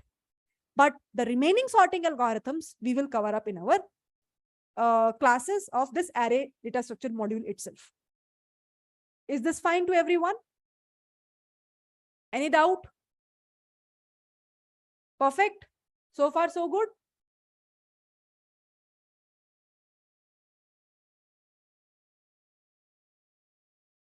Okay. So let's get started with a bubble sort now. Before starting any sorting algorithm, I want to talk about maybe two important things. One is, there is something which we have called as stable and unstable sort. What is the meaning of that? If you heard this term somewhere, what is the meaning of this term?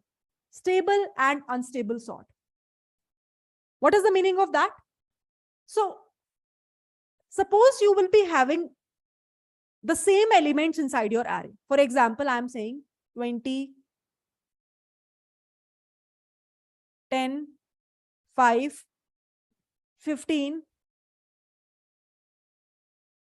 10, 25, 45. Suppose I am saying that, can you give me the sorted array? What will be the output? The output will be 5, 10, 10, 15, 20, 25, and 45. Can I say this is the output? Now, when I'm saying stable sort, so suppose this is 10 and this is 10. When the elements are same, their order of coming as an output after applying a sorting algorithm should also be same.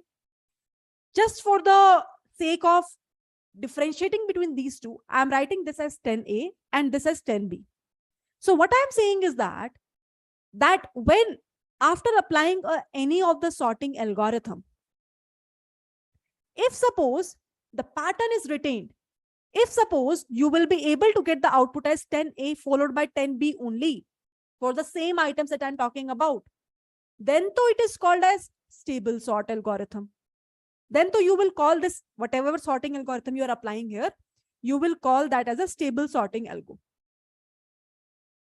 If suppose you will get the pattern like this, 5 followed by 10B is coming first, and then 10A is coming, then 15, then 20, then 25, and then 45. At that point of time, what is happening? 10A should come first, right? Because 10A is the one which came in the original array first. This is the original array that I have.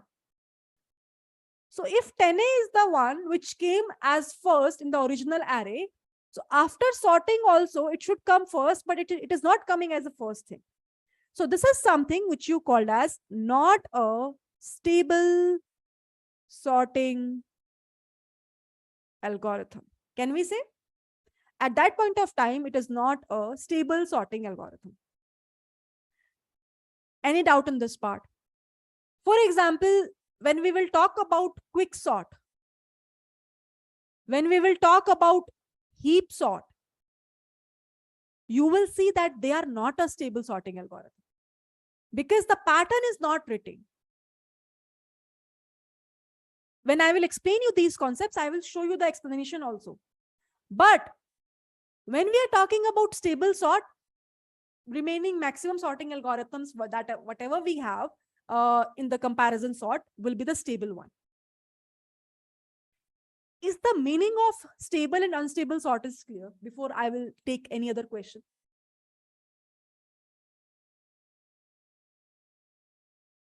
Any doubt in the meaning? Because people usually get confused between these two wordings when someone is talking about a stable sorting and unstable or not stable sorting. Now, the next question which I can ask from you, that, okay, we got that what is the meaning of a stable sorting algorithm? What's the meaning of a not so stable sorting algorithm? Did this particular thing really help us in the real use cases where suppose given a array bundle size of huge number of elements, does that matter that whether after applying, suppose my purpose is to sort the data that I have, which is of maybe huge size, millions and trillions of data is there. Now, does that matter that after applying a sorting algorithm, it should be stable or unstable?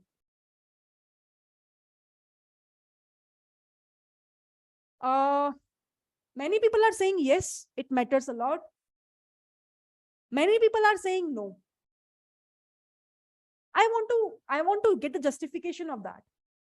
So those who are saying yes, first of all, can you give me the justification? Let's talk with them. Maybe Shubham.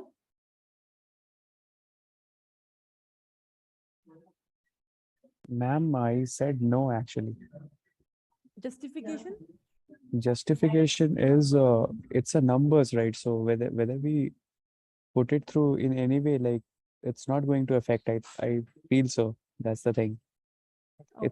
It's just numbers. Like so the same numbers are doing. We are doing the comparison only. So how come it will be like different? Like 10 10 whether it come first or last, like it doesn't matter at all. The this thing. I mean, the sequence is maintained, right? So that's my justification. Sequence is not maintained. Sequence is maintained like 5 10 10 15 like that. Yeah, means in We that have sense it is maintained, but yeah when we are having a same element, in that sequence is somehow jumbled up. yeah. So the use case might be like when we have a last set of numbers. So I don't think if we are arranging it in ascending order or descending order based on the based on the condition, like we don't care about the arranging part, then we can definitely use this kind of things. So it won't bother at all. Like the student marks distributed around this thing and to calculate the ranks. So I don't think it will matter a lot. Like we have jumbled marks all over the data set. So in that case, if you want to apply some sorting algorithm, so like it will arrange it in this thing, and we can get the thing. So I Okay. don't think in that case it matters like whether we have taken 10A first or 10B first. Okay. So let's talk with Anshuman. He gave some explanation of saying yes. So we got the explanation from Shubham why he is saying no. Can Anshuman raise your hand? Can you please raise your hand, Anshuman? Yes. So, ma'am, like whenever we want to sort data from DB, let's suppose based on name. Suppose many people have same name, but all their data are not same, right? And like if we sort that data, so in that case, like people who are like after a certain person whose name was after a certain person, like it may come before and it will create ambiguity in that case. Yes. So, okay, thank you. Thank you. Any other thing which someone wants to say apart from this?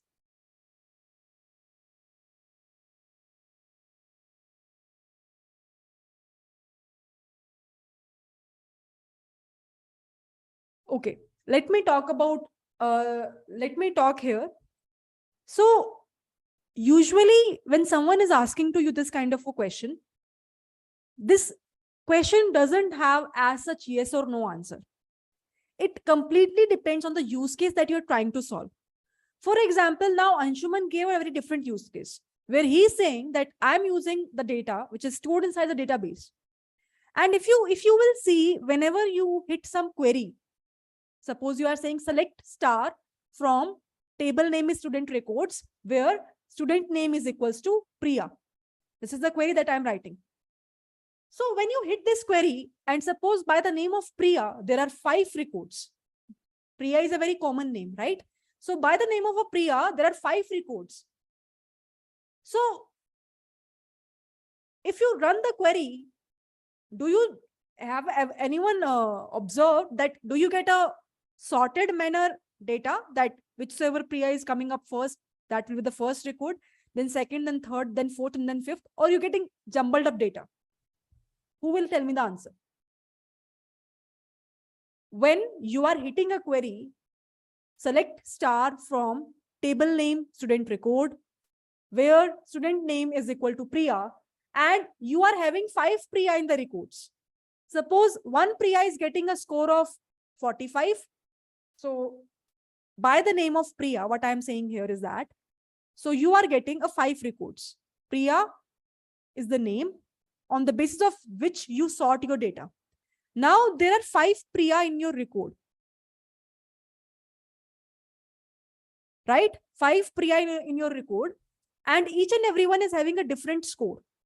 Suppose one Priya is getting a score of 89, 45, 72, maybe 100, and maybe 69. So when you hit this query, what do you think? Depending upon the row number, you are getting the sequence of data.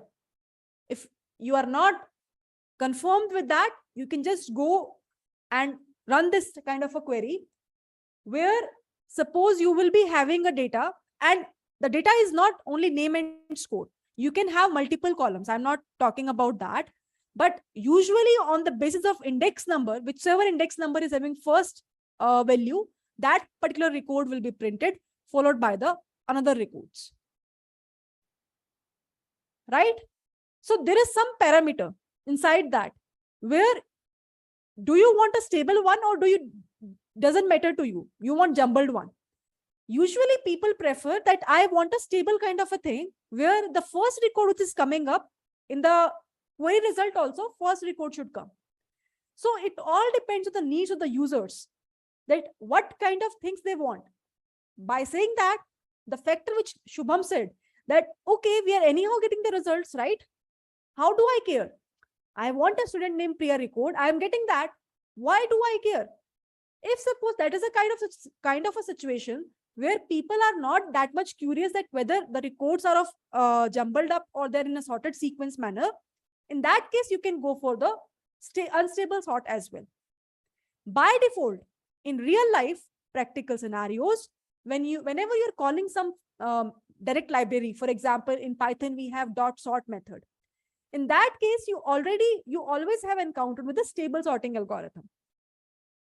For example, merge sort is the one which is highly optimized as comparable to other sorting algorithms and is a stable sorting algorithm. So maximum number of times when you hit any function for the sorting purpose, this merge sort will be called internally. Getting my point, everyone? What is the meaning of a stable and unstable one? Arpit, what's the issue? Can you, okay, you already have raised your hand. Just let me allow you to speak. So here my doubt is, like, firstly, we sorted based upon the name, like Priya, right? Then you are saying that unstable will be if that marks is not in the sequence, but that is a different property that No. I'm not saying marks will not be the sequence. Forget about marks. For So- example, this Priya is having row number 23. This is having 47. This is having 146. This is having 150. This is having 171. Right. This is the row number. Now, when you hit the query, either you will get jumbled up data, maybe 146 record will be upper one, 150 maybe the lower one, or you get in the sequence. Whichever record came first will be the first one. That is what I'm talking about here. Forget about the scores. Then ideally, every time it will be a stable sort. Yes, that's what I am saying. Internally, system, whenever developer designs the system, they always design the systems in such a way that internally, whenever any kind of sorting will happen, so they will always try to go for a stable sort only. By default, we do have so many sorting algorithms. Merge sort is the one which will be called. But quick sort is also equally famous. But at some situations, it will not work perfectly well. When we will talk about these sorting algorithms in much depth, then maybe I will be in a position to explain to you that what's the pros and cons of every algorithm. But here in this part, the simple objective is to make you guys understand that what is the difference between stable and unstable sort. That's it. Simple point. Can you scroll down? Like, you showed the index numbers, right? Yes. So how does it matter? Like, if 146 would have come above 23, would that matter to us?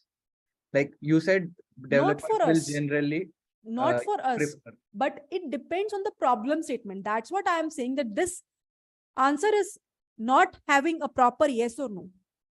Suppose a need is there where they are saying that those people, those students who have enrolled first, suppose you want to extract the names of the students whose name is Priya.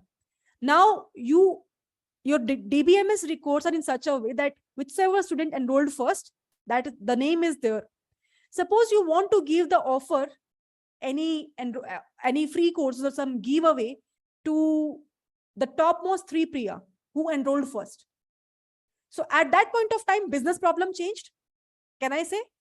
What I am saying is here your query will change. Your query will be name is Priya and this sorting will matter 23, 47 and 146. In that case, this index will also come into picture. Your query will be different. No, by default, whenever you hit the query index, automatically on the basis of the index only you will get the records. Cool, got it. But by default, people have done like that because it anyhow doesn't matter whether 146 is coming first or 23 is coming first. But sometimes use case will get changed, and many of the times it has been observed that our needs are on the basis of the stable part. So why not to inbuild in such a way that default system will generate this kind of results? So Got it. maximum platforms, whichever you will see, even when I'm saying that when you are calling that dot sort method in any of the C, C++, or Python or JavaScript, you have some by default methods. When you call that, automatically inbuilt stable sort will work.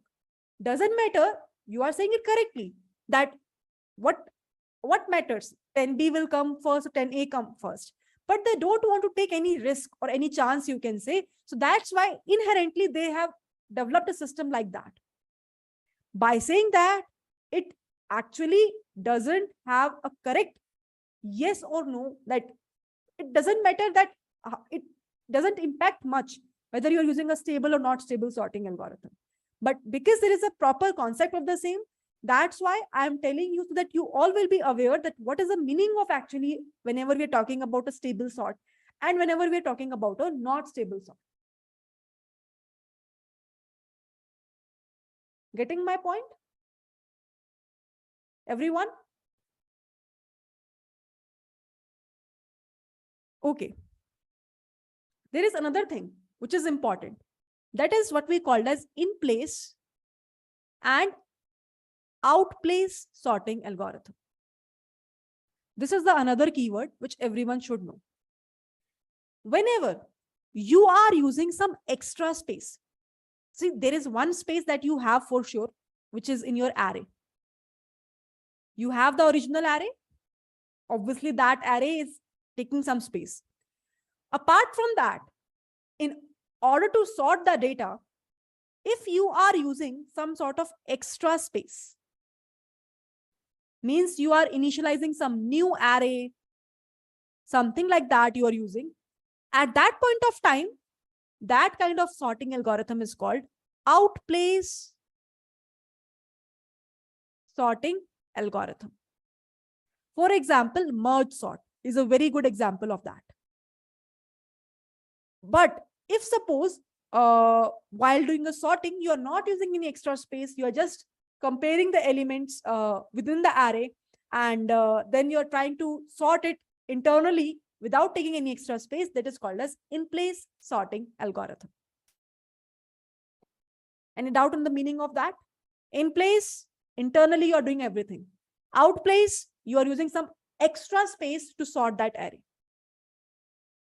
Is those two keywords which we have talked about. One is stable, unstable. Another one is in place, out place. They both should be cleared to everyone. Any doubt, please ask.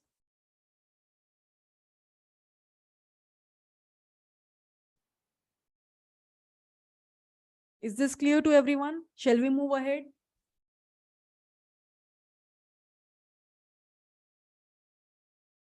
Sai, whenever I'm saying you are using any extra space to sort the array, for example, you are taking a new array, which your algorithm demands. At that point of time, you are seeing the algorithm as outplace sorting algorithm. Otherwise, you will say it as a in-place sorting algorithm. Correct? Now, I think all the preliminary things which are required to understand you guys, the sorting algorithm is pretty much completed. Now, I think I'm in a position to get started with the bubble sort. Shall we start, everyone? Is everyone ready? Perfect. So what I will do is that I will just take the array here, and then I will try to just show you with the help of one example that how the bubble sort will work. And then later on, we will try to do the implementation, and we'll try to see the time complexity of the same. For example, I'm having the element 70 followed by 20, followed by 50, followed by 30, followed by 90, followed by 5, followed by 50. Suppose this is the array that I have. Correct? Now, the index number is 0, 1, 2, 3, 4, 5, and 6. How basically this bubble sort will work? Bubble sort will try to do the comparison within two consecutive elements that we have. For example, 70 and 20 will get compared. Now, if suppose the first element is having a value which is higher than the later element, then a swap will happen. What I'm saying? If suppose the first element is having a higher value as comparable to the later element, then a swap will happen. For example, 70 and 20, 70 is greater than 20, the swap will happen. 20 will go here, 70 will go here. Next iteration, 70 and 50, 70 is greater than 50, a swap will happen. 50 will go here, 70 will go here. 70 and 30, 70 is greater than 30, 30 will go here, 70 will go here. 70 and 90, it's fine because 70 is less than 90. 90 and 5, again, 90 is greater than 5. So 5 will come here, 90 will come here. Again, 90 and 15, 90 is greater than 15. So 15 will go here and 90 will go here. So after the first pass, when you will get, you will be done with a complete array, you will be getting the element like 20, followed by 50, followed by 30, followed by 70, followed by 5, followed by 15, followed by 90. Can I say? Any doubt in the first pass? So what we are trying to do here is that we are just trying to take two consecutive elements, trying to compare that. And if suppose the elements are not in a sequence order, if suppose the first element is greater than the upcoming one, then a swap will happen. So yes, as mentioned by Suyash is the correct pronunciation. So as mentioned by him, so the last element which you always get will be the largest element in the bubble sort. Is the largest element in the bubble sort. Now, if you will see here, out of all these elements, 90 is the largest. And it will be on its own position now. Now, there is no need to even consider this element. In the next pass, you can take only these elements, the remaining elements, because 90 will be now at its own location. So at every pass, you will observe that you will be getting a largest element. This is the first largest. In the second pass, you will get the second largest. In the third pass, you will be able to get the third largest, and so on. Any doubt, anyone?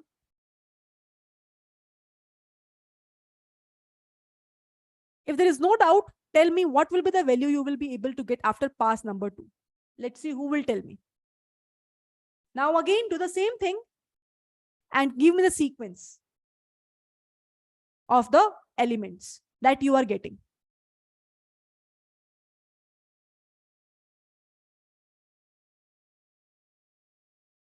So if you will see here, 20 and 50 now will get compared.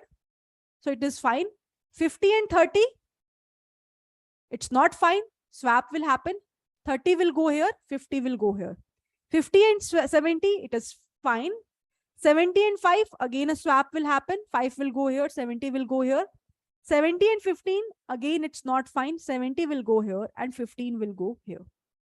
So finally, we will be able to get the elements as 20, 30, 50, 5, 15, 70, and 90. Can I say? Now here, if you will observe, for largest, so we already got. Now we got the second largest as well. Now our major concern is on these elements. So after every pass, you are just left with that many elements. Pass 1, one element left out, which is on the extreme right. Pass 2, two elements left out, which are on the extreme right. Pass 3, what we will be able to get? Who will tell me? 20 and 30 is fine. 30 and 50 is fine. 50 and 5, swap will be required. 50 and 15, swap will be required. So finally, we will be able to get the elements 20, 30, 5, 15, 50, 70, and 90. Now here, if you will observe, last 3 elements, it's fine. Just we need to take care of these elements. So at the third pass, we will be able to get the top 3 largest elements. Now pass 4. What is the element we will be able to get? 20 and 30, fine. 30 and 5, not fine. 30 and 15, not fine. 15 will come here, 30 will come here. So now what will happen? 20, 5, 15, 30. Right? 50, 70, and 90 will be as it is. Now, last 4 elements, fine. Only I need to take care of the top 3 elements that I have in my array. Now again, 20 and 5 in the pass number 5. 20 and 5. Is that fine or not? It's not fine. 5 will be here, 20 will be here. 20 and 15, not fine. 15 will be here, 20 will be here. So now I will be getting 5, 15, 20, 30, 50, 70, and 90. So now I will be able to get the last 5 elements completely sorted. Only I will be left with the initial 2 elements. Again, a comparison will happen. 5 and 15. Is this fine? I think it is fine. So at the pass number 6, finally, we will be able to get the final outcome 5, 15, 20, 30, 50, 70, and 90. And if you will observe, this is something which we have as a sorted array. How many number of elements do we have? In total, we will be having 7 number of elements, right? And in worst case scenario, how many number of passes we required? 6. So can I say that when you have n elements, so in the worst case, you will be having n minus 1 number of passes. Or you will do that many times the iterations. Is this fine to everyone? Any doubt in this part?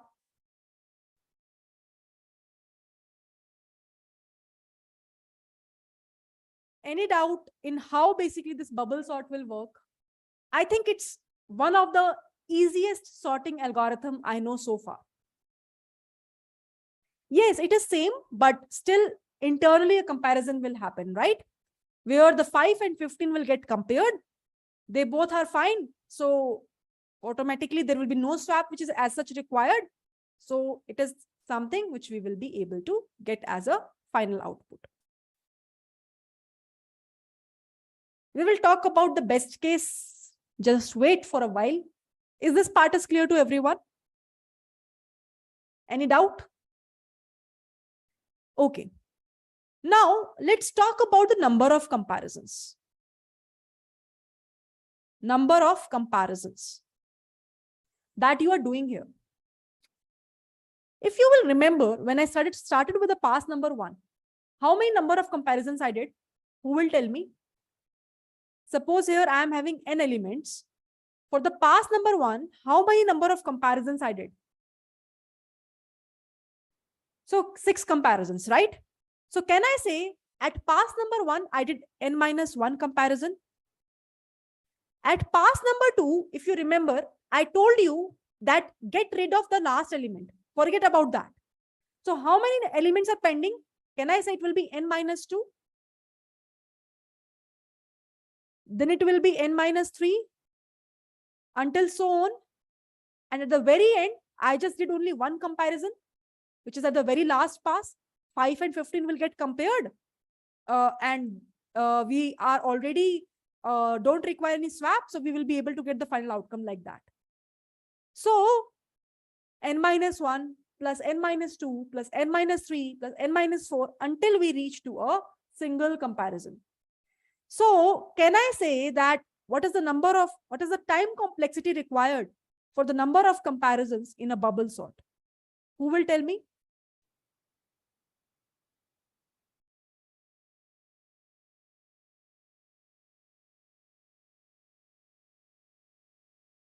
What is the formula? Can I say that this is the sum of n natural numbers?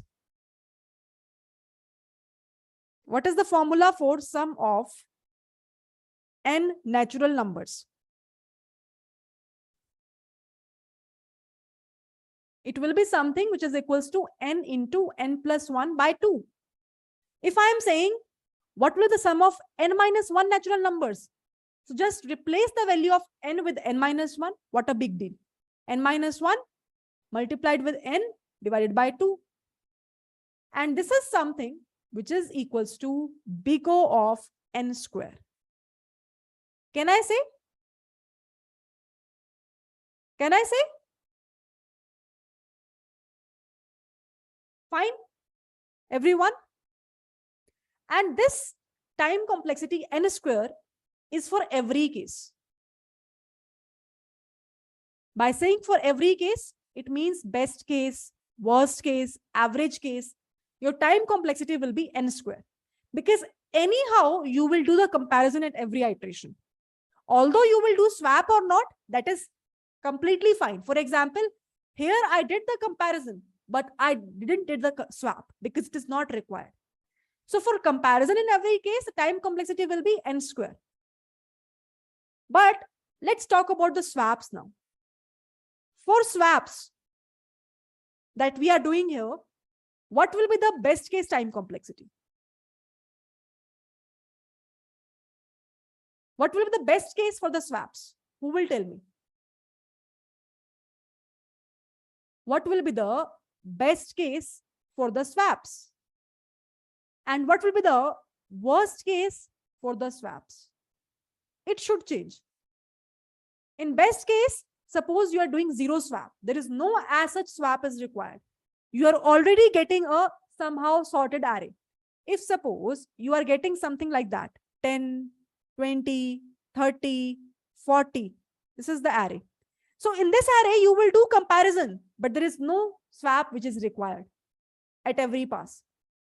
What is the worst case? That at every pass, for example, I am having 40, 30, 20, and 10, just vice versa case. At every pass, you are doing the comparison. So this is something which I am saying is the best case for the swap, where there will be zero swap. This is the worst case for the swap example, because here it will be big O of n square. Why? Because it will be again, initially you are doing n minus 1 swaps, then you are doing n minus 2 swaps, then you are doing n minus 3 swaps, until so on, until you reach to a single element in your array. So when you will solve this, just like the way you did for the number of comparisons, you will be able to get the time complexity as n minus 1 into n divided by 2. So it will be big O of n square. It will be big O of n square. Is this part is clear to everyone?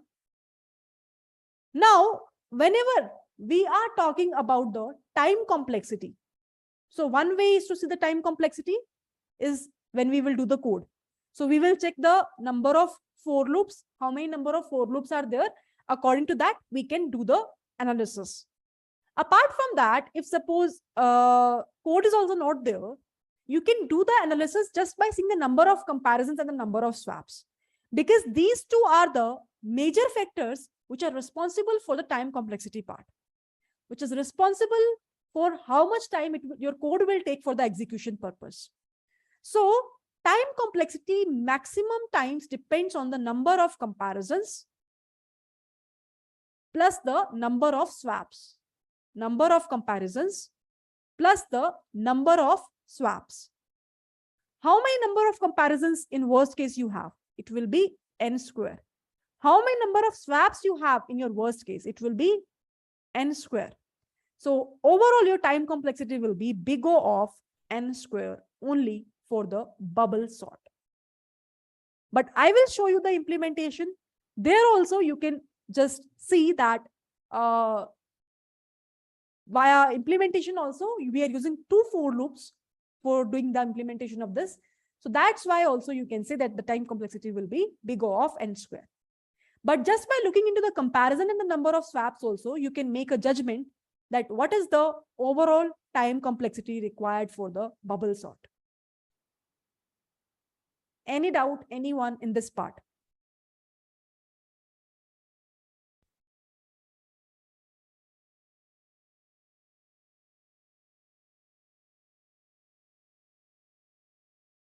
Any doubt?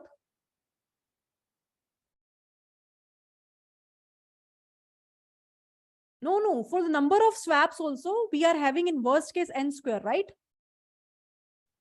N square.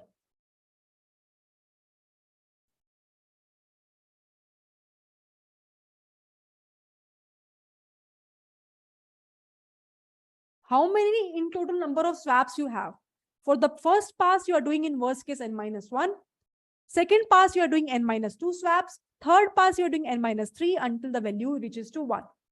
You can refer to this example and try to do the bubble sort on your own. With the logic that I have discussed, you will be able to understand. Total number of swaps I'm talking about. Total number of comparisons I'm talking about. It's the summation which we are doing here. Total number of comparisons. That's why we are doing summation. Similarly, here also total number of swaps.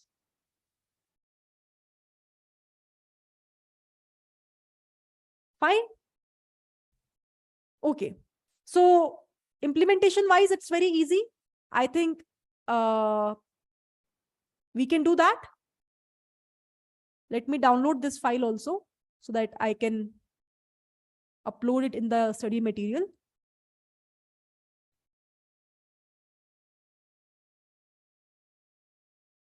So very first sorting algorithm, bubble sort, right? Lecture 7. So how basically we can do that? Anyone who wants to give a try? Very simple. Here, suppose, let me write the driver code first. And let me try to pass the array elements, something like 70, 20, 50, 60, 35, 47, something like that, right? Here, I can take one variable result, and inside that, I can pass the function called as bubble sort. Inside that, I can pass the array. After that, I can print array after using bubble sort is. And here we can simply pass the result, right? And in the above case, I can do the method implementation. Method implementation, here I can define def bubble sort. Inside that, I can take an array. Here what we can do, n is equals to the length of the array that we have. We can start with for I in, I got some code also, I think. That's what I'm looking for I in range n. Now, who will tell me that what should be the range of this j? So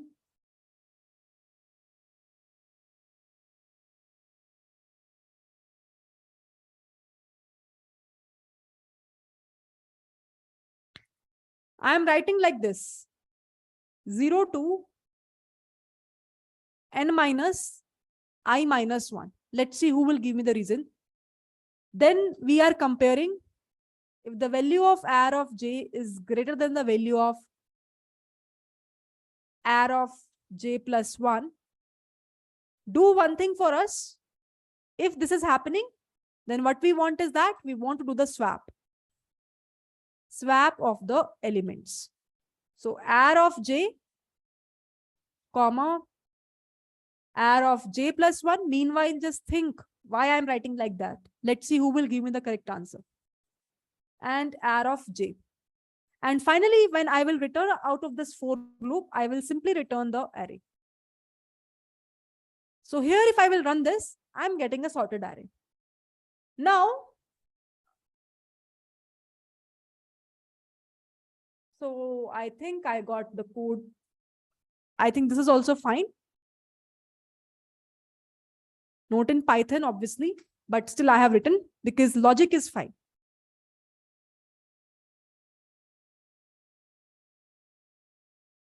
Okay, let's go back. The question is, when I am using this J thing, at that point of time, I am using this range. What is this n minus I minus 1?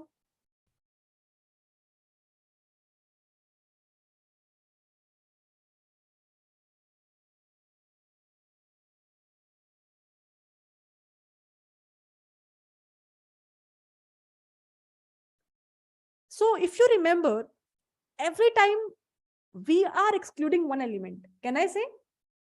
So when the value of I is equals to 0, so at that point of time, I want my code to run from 0 to n minus 0 minus 1, n minus 1.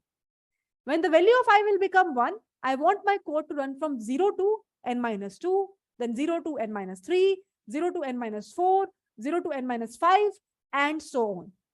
Why? Because just now we have discussed that at every pass, I left the extreme elements. So initially I left one element, then 2, then 3, depending upon the pass that I'm using. So by applying n minus I minus 1, you will be able to get rid of these elements and you will be able to optimize your loop somehow. If you will just type n also, it will work. But why to traverse until the value of n if we know that the extreme elements are already in a sorted manner? So why to increase the number of comparisons? We need to decrease that, right? Initially it should be n minus 1, then n minus 2, n minus 3, until so on. But if you will take at every time n and n, cumulative, it will become big of n square only, but anyhow it will increase your time to execute the code. So that is the thing which you need to understand. Is this clear to everyone? Any doubt?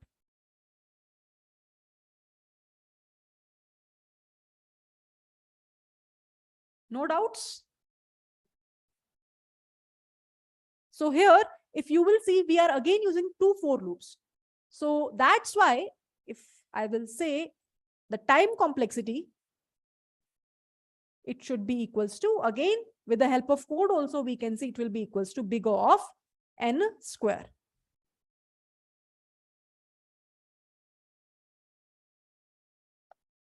So this is the implementation of bubble sort. Let me download this file as well. Okay.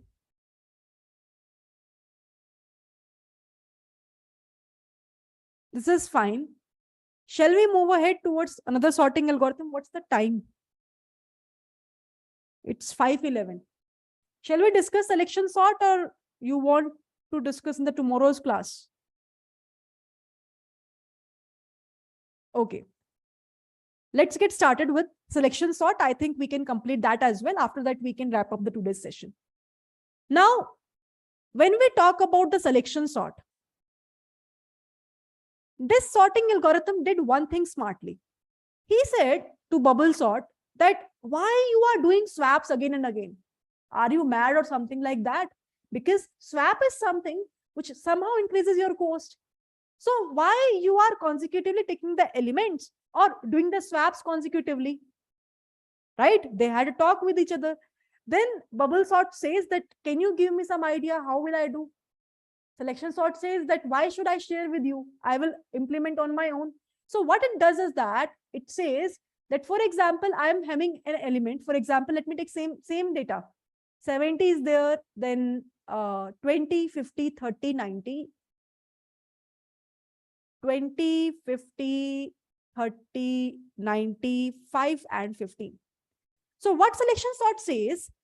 It says that suppose you will be having the index number from 0 to 6. So what it is trying to say here is that what I will do, I will just try to take one min variable.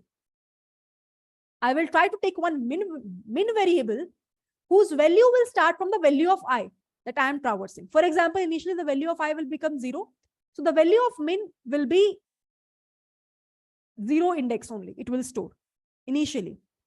Now, at first pass, it will try to see that if there is any element which is less than the value present at array of min. So it will move ahead. 20 is there. So is this 20 is less than 70? Yes or no? Is this 20 is less than 70 or not? Yes. So if it is yes, so it will just try to change the index number. Swapping is not happening as of now. Just min value will keep on updating until it will reach to the end of the array. So the purpose of this min is to store the index of the minimum element. To store the index of the minimum element. So as of now it is 1. Now it will move ahead. 50 is there. Is 50 lesser than 20? No, it will move ahead. 30 is less than 20? No, it will move ahead. 90 is less than 20? No, it will move ahead. Now, is 5 is less than 20? Yes. So again, update will happen. And the value of min variable will get updated to 5. Again, it will move ahead. 15 is there. I don't have any issue because 5 is lesser than the 15. So finally, I will be able to get a min value as 5 at the first pass. Now, what smart thing it will do? It will just do one single time swap.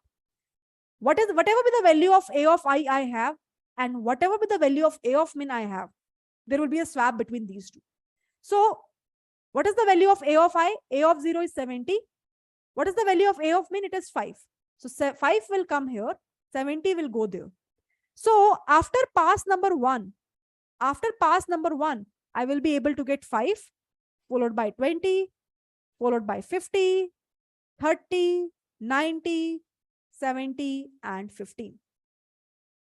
This is the, I would say, elements order that we will be able to get after first pass. Now again, you will observe one thing. After every pass in selection sort, you will get the smallest element in the left side.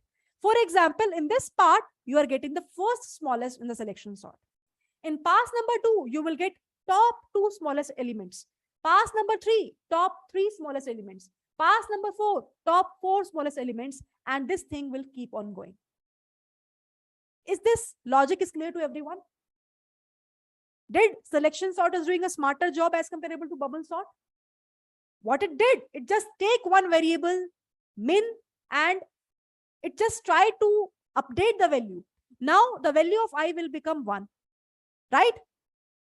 Now the value of min initially will be 1 only, because it will initialize with the value of I only. Now just forget about the first 0 index. Focus is on the index 1 to 6. Now at pass number 2, who will tell me the answer? What will be the final min value after complete iteration from 1 to 6? Min value. Min will store the index, not the element. 15. So here if you will see, 20 is there. Okay. Now 50 will come. 50 is greater. Nothing will happen. 30 is greater than 20. Nothing will happen. 90 is greater than 20. Nothing will happen. 70 is greater than 20. Nothing will happen. Now 15 is there. 15 is less than 20. So index will get updated to 6. And finally, there is a final swap which is happening. So 20 and 15 will get swapped up. So 15 will come here, 20 will go there. So at pass number 2, we will be able to get 5, 15, 50, 30, 90, 70, and 20. That's it. Simple. So if you will observe, now at every pass, I am doing just one swap. And the value of I will now update it to 2. 0, 1, 2, 3, 4, 5, and 6. Value of I is 2. Again, the value of min is also initialized to 2. Forget about first two elements. So here, if you will observe, we are getting first to smallest element in pass 2. Now let's focus on the element starting from 2 and ending at 6.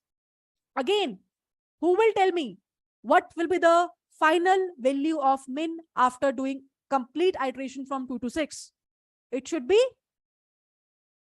3 or 6. What is the index number at min?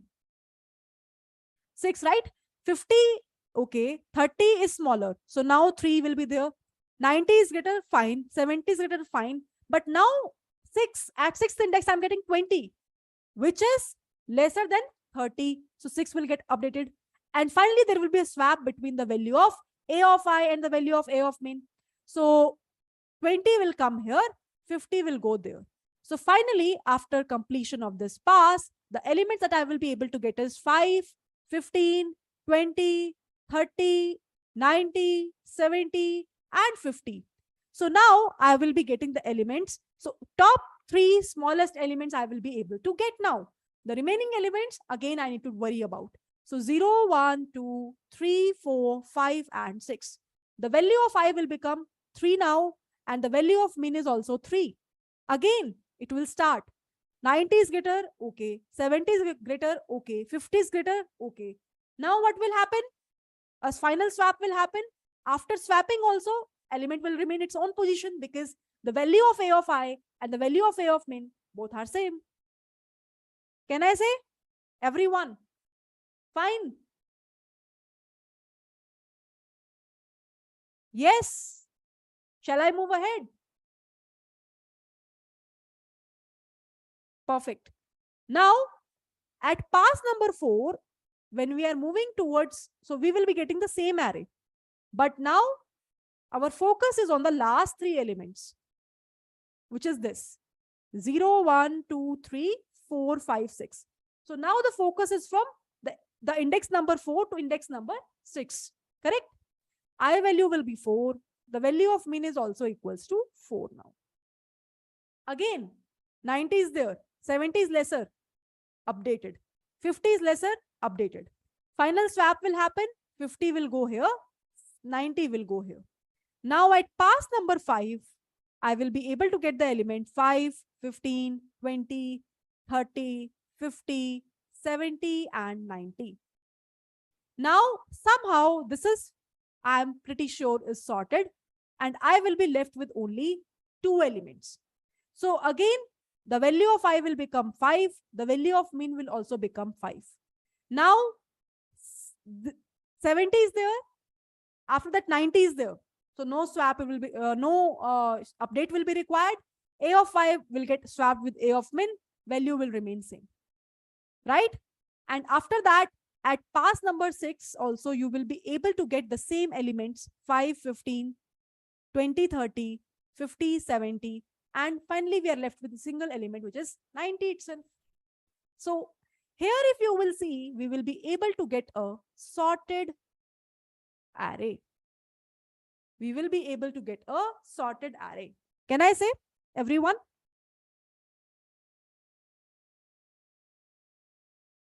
Any doubt in this part? The iterations that we did for the selection sort.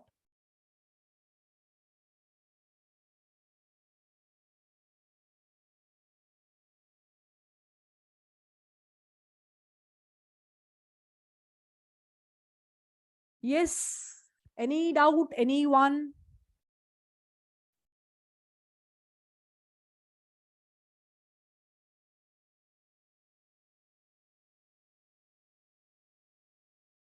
Okay. There is no doubt.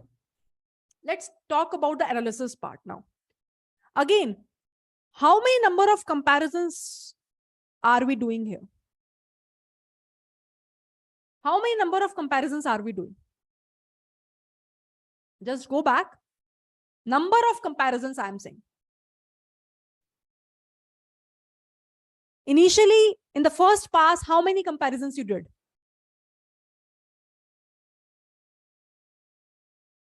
Oh my God, only one comparison? n-1.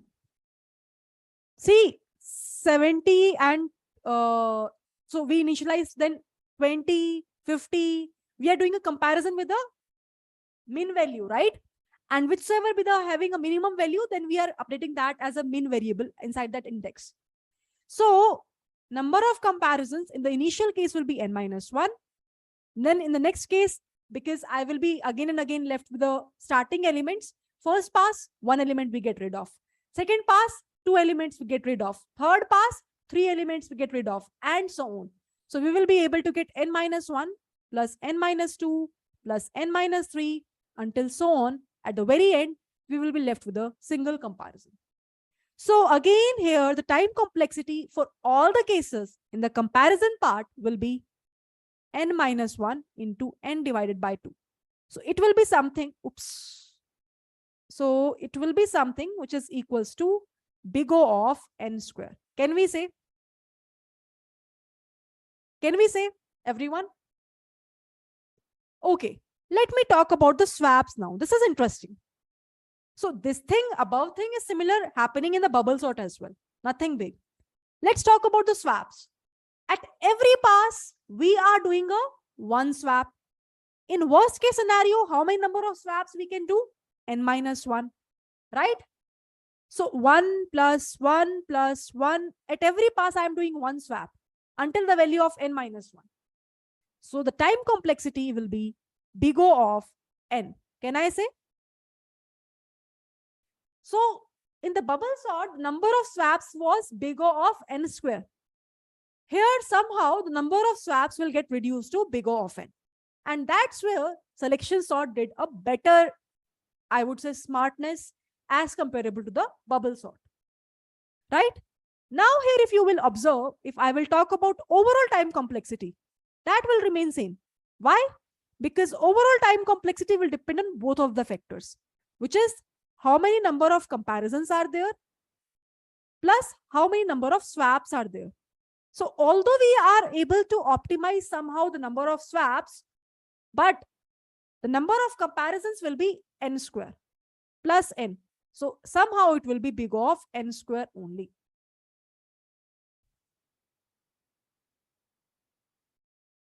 We are doing, so here in total we will be having, yes, if you will do the summation of that. So pass number 1, one swap, pass number 2, one swap. How many number of passes in worst case you have? n-1 passes are there.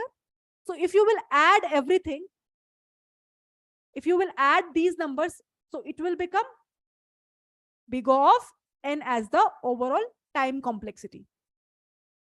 Getting my point, everyone? Is this clear? These numbers are constants only, right? Who cares for constants? I just care for this heavily number, which is n. That's why it will be big O of n. Making sense to everyone? So total number of swaps. Always remember here we are calculating a total number of swaps. We are not focusing on a single swap. Total number will be big O of n. Is this fine? Time complexity part is also clear to everyone? Crystal clear. Oh, that's superb. This kind of answers I want from everyone. Okay, so let's get started with the implementation part then. So what I can do here is that I can just open the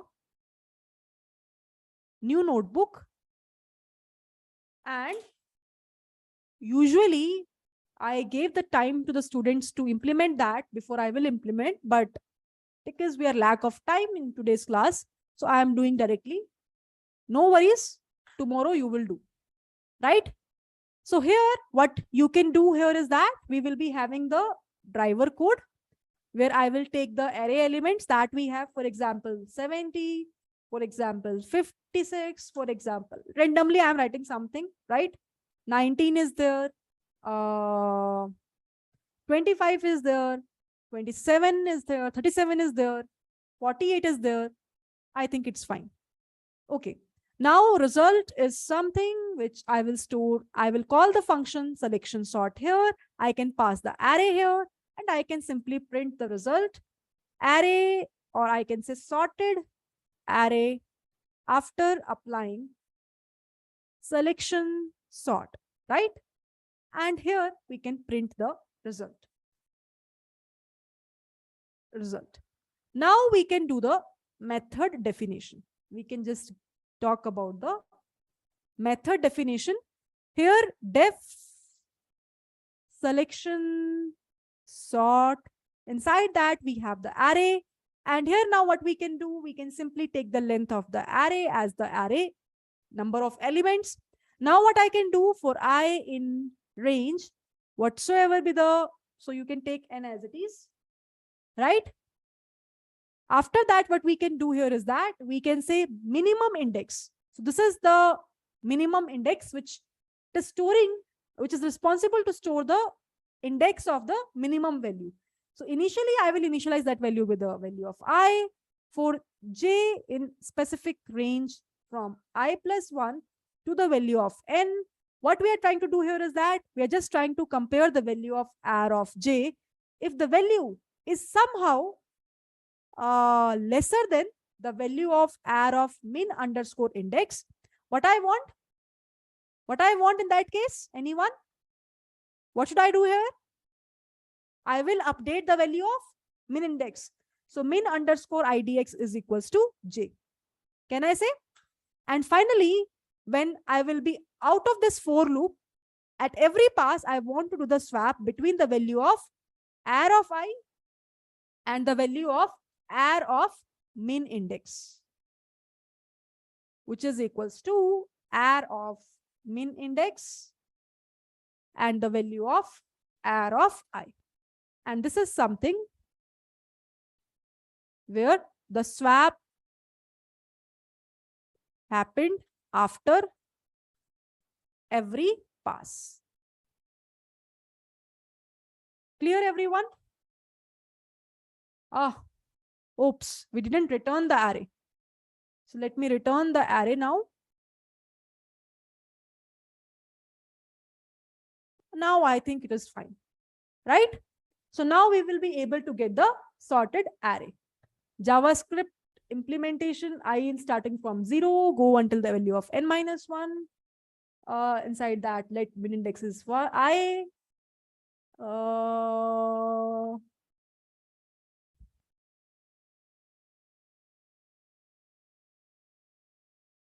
Let me just see the logic. I is starting from this. This is fine. I plus 1 until n minus 1. If the value of r of j is less than min index, update the value of min index with the j. Finally, do the swap, returning. Perfect. Yes, it is correct. Any doubt, anyone? In the implementation part, in the logic understanding part, in the time complexity. What is the time complexity?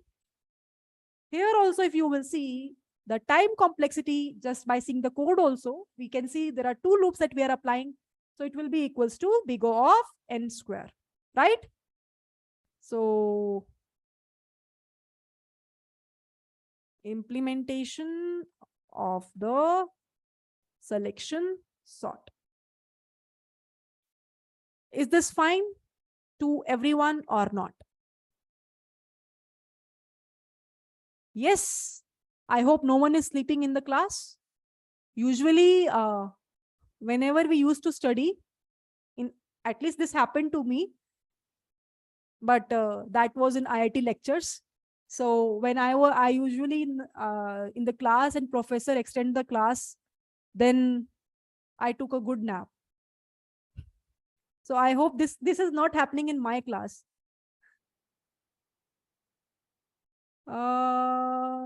Where is the content?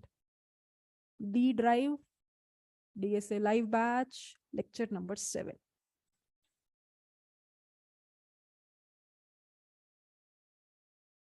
But in college lectures, I think it's difficult for everything.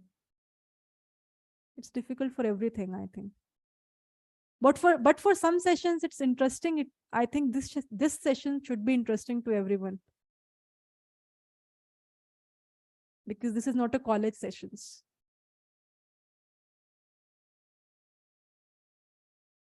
Yes, I cracked GATE exam to get into IIT. For masters, you need to, at least in India, this is the thing, right? GATE exam is the one. Why?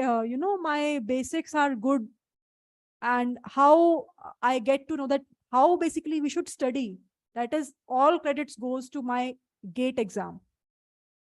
Otherwise, I can't give any credit to the college things. So today we studied about ternary. After that, we have studied about bubble. And after that, we have studied about selection sort. Tomorrow's class, we will talk about the insertion sort, right? After that, insertion sort. After that, we will talk about the heap sort. Heap sort will take time, and it is quite interesting, yet I would say people find it difficult, but let's see if after the explanation, I will ask from you whether it is difficult or not. How you crack GATE? So no, GATE preparation I took. So I studied from JP College. That was in Noida. So after that, in the third year itself, I started taking the coaching from Made Easy that was there in the Delhi. So I was there in the Noida doing my BTech, and side by side, I was preparing for the GATE exam. So when I gave for the very first time GATE exam, I didn't get into the IITs. After that, again, I prepared. So I got the placement from my previous college itself, where I was doing the bachelor's from JP. After that, I decided that let's do the job, and side by side, I'll do my self-study, because anyhow the content is prepared. Anyhow, now I know how the pattern is. I know what kind of questions can be asked from GATE exam. And after that, second time I appeared for the GATE exam, and then I got the offer letter from IIT Hyderabad and IIT Kharagpur and IIT Kanpur. So I want to do the specialization in AI, and it is not there in all the IITs. It's in IIT Hyderabad. It's there in IIC Bangalore. IIC Bangalore, I'm not able to get the opportunity. I think the interview went well, but I don't know at the very end what happened. I was not able to get a call. And in IIT Hyderabad, I got the call, and then I went there. So that's the journey. Okay, so let me just give you the content of today's class so that if you want, you can grab that. Let me upload it my GitHub repo. So guys, today, whatever I have shared with you, right? GitHub repo, please maintain. It will help you in future as well. Let me create new file. Lecture 7. In any of the sessions, in any of the, if you are taking any other courses as well, I think this is the platform where you should upload all your work, whatever you are doing, so that you also able to use that if in future, if you're going for an interview, if you want to do any sort of revision, you can just have a look of that. So I have uploaded all the files. Where is the drive? Lecture number 7.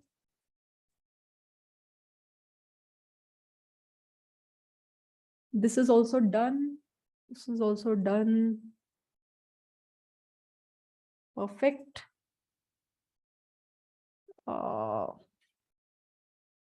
And this is also done.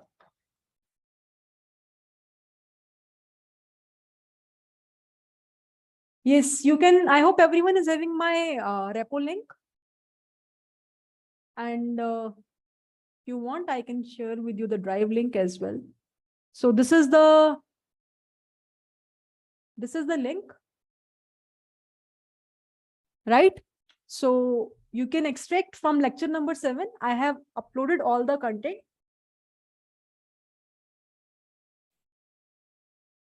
So now you can ask the doubts.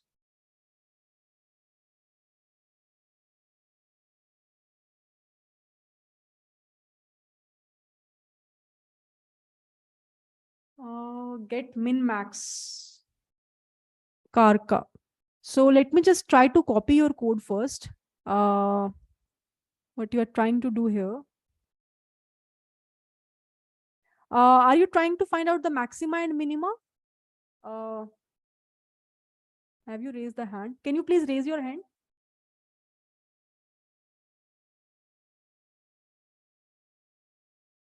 Yes, Karka, please say.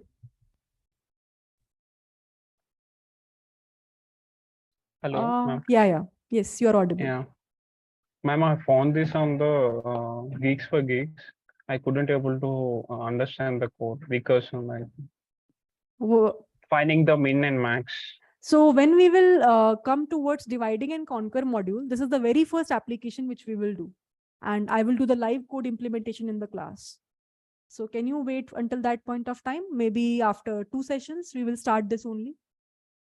So they are also using this divide and conquer approach, and I will show you the proper coding implementation of that.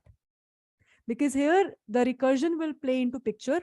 And I want to, before explaining that part, I want to explain to you completely the recursive tree and how the recursion is happening internally. So that will take one separate session where we will simply talk about the recursion, what is recursion in depth.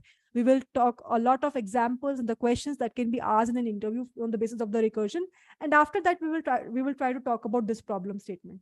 The same problem I'll discuss in the very first application of the divide and conquer. Is it fine? Okay, ma'am. Okay. Right. So just wait for few sessions. We will talk about this thing. Don't worry. Sure, ma'am.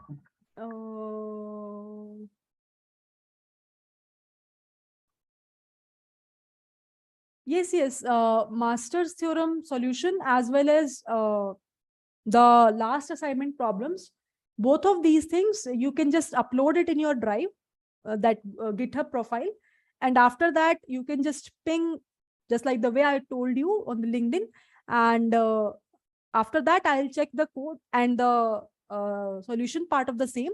And then I'll give the solutions to everyone, whichever solution I found it much more relevant to the question. Fine. And if after that, if someone required the explanation, then maybe we can take a separate session for that. I will try to take.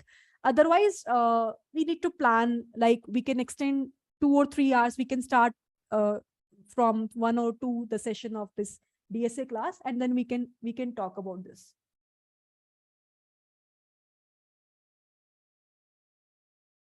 Is that fine to everyone? Any other doubt?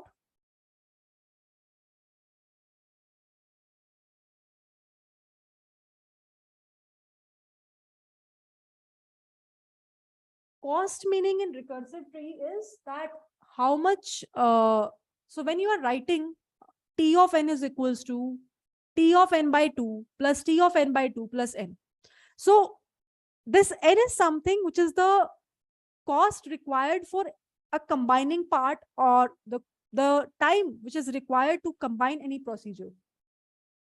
Just wait for divide and conquer module. Again, I am saying, Ganendra, there, this recursive tree approach again coming into picture.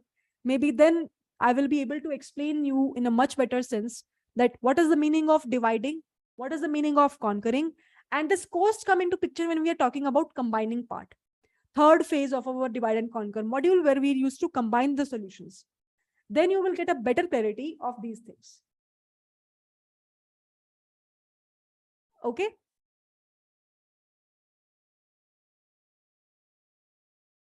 Fine. please take one doubt session separate once a week. Is everyone want the same thing?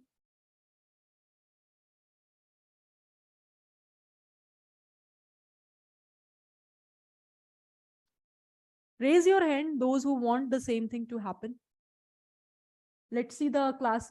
If there is a majority in the class, then I will think over it. Who thinks that there is a need of doubt clearing session separately for this batch?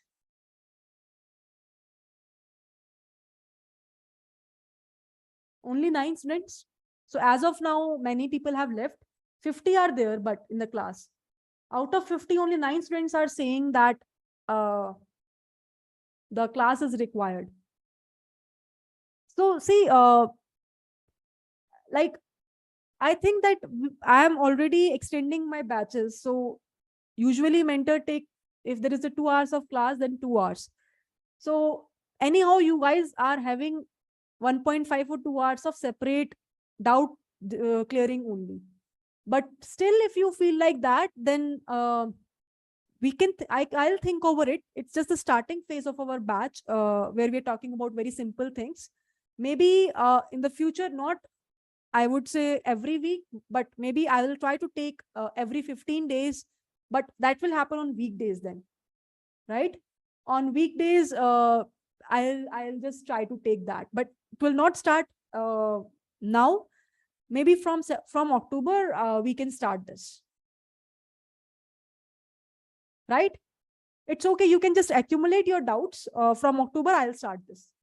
And then we can, apart from this, which is happening here, this though will happen.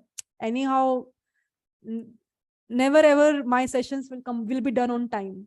When it's a 2 hours of session, by default, I pre-assume that it will go long until 2.5 to 3 hours. I don't know why it is happening to my batch, my sessions, but it usually happened with me. So I am just used to that.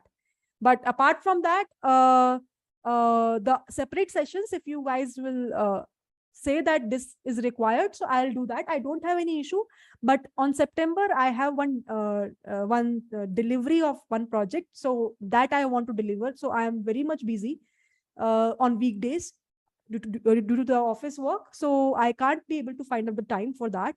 From the next month, I'll for sure try to do that. And I think until that point of time, we will be approaching towards a very good modules of algorithms. As of now, we're just studying the data structure, right?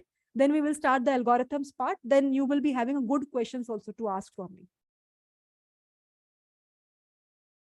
Okay, then bye-bye everyone. I think let's end this today's session. Let's meet tomorrow, because again, there will be meeting at 6, right? So we'll see you all in tomorrow's session, and then we will talk further about the sorting algorithms. But meanwhile, whatsoever things I have given to you, make sure do that and try to solve all the problems. Okay. Okay, then bye-bye everyone.